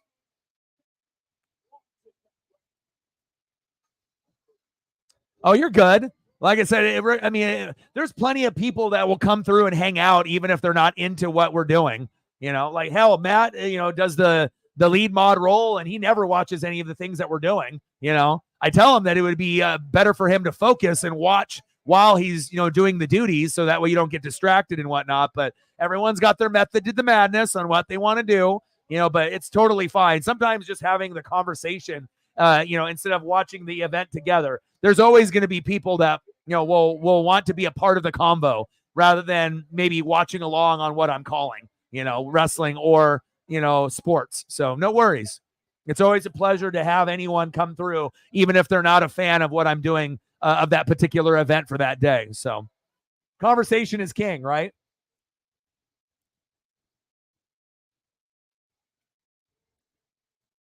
Yeah, I will. And like I said, I got plenty of bills, and sometimes, I don't get enough on the Venmo Cash App side. Sometimes I get a little nervous there because I only get paid once a month. And a lot of y'all probably get paid, weekly or bi-weekly every once or 2 weeks. So it's really hard to manage things when you only get paid once a month, you know what I mean? So you do need some kind of income to kind of be able to survive and whatnot. So shout out to Reefer for helping out on the Venmo side. Shout out to Odin on the Cash App side. Appreciate that. Even Sarah chipping in a little bit as well. But I appreciate you guys very much. X-Men 97 is good. Yes, I've finished that series. X-Men 97, Shogun. Make sure you watch those. And then we got some great stuff in June. The Acolyte, Star Wars on Disney+. You got House of the Dragon Season 2, right?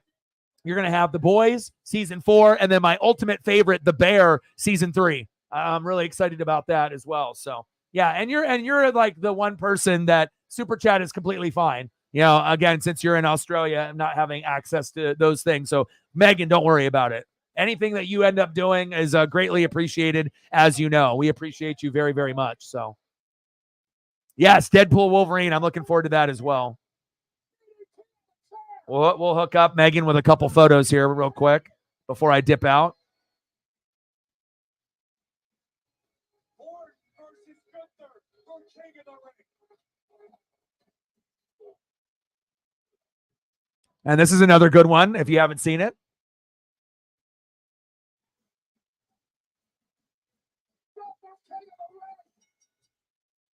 One of the best conversions from a video game to a series with the Fallout. Sprinkling a couple Steffens here for Megan to brighten her day.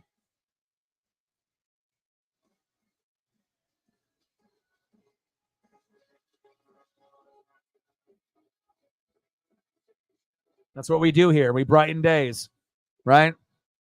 I feel like I'm very accessible, but I feel like with this channel, people are seen and people are heard. And I feel that's the problem with a lot of channels, that, you want to be able to be seen and you want to be heard. But again, a lot of times the only way you can do that is if you throw up a big dono and then they read your name off and but that's about it. You don't really have a relationship with the host. But with me, I'm a little different. Like I said, I feel like I build bonds with people and I care a little bit more.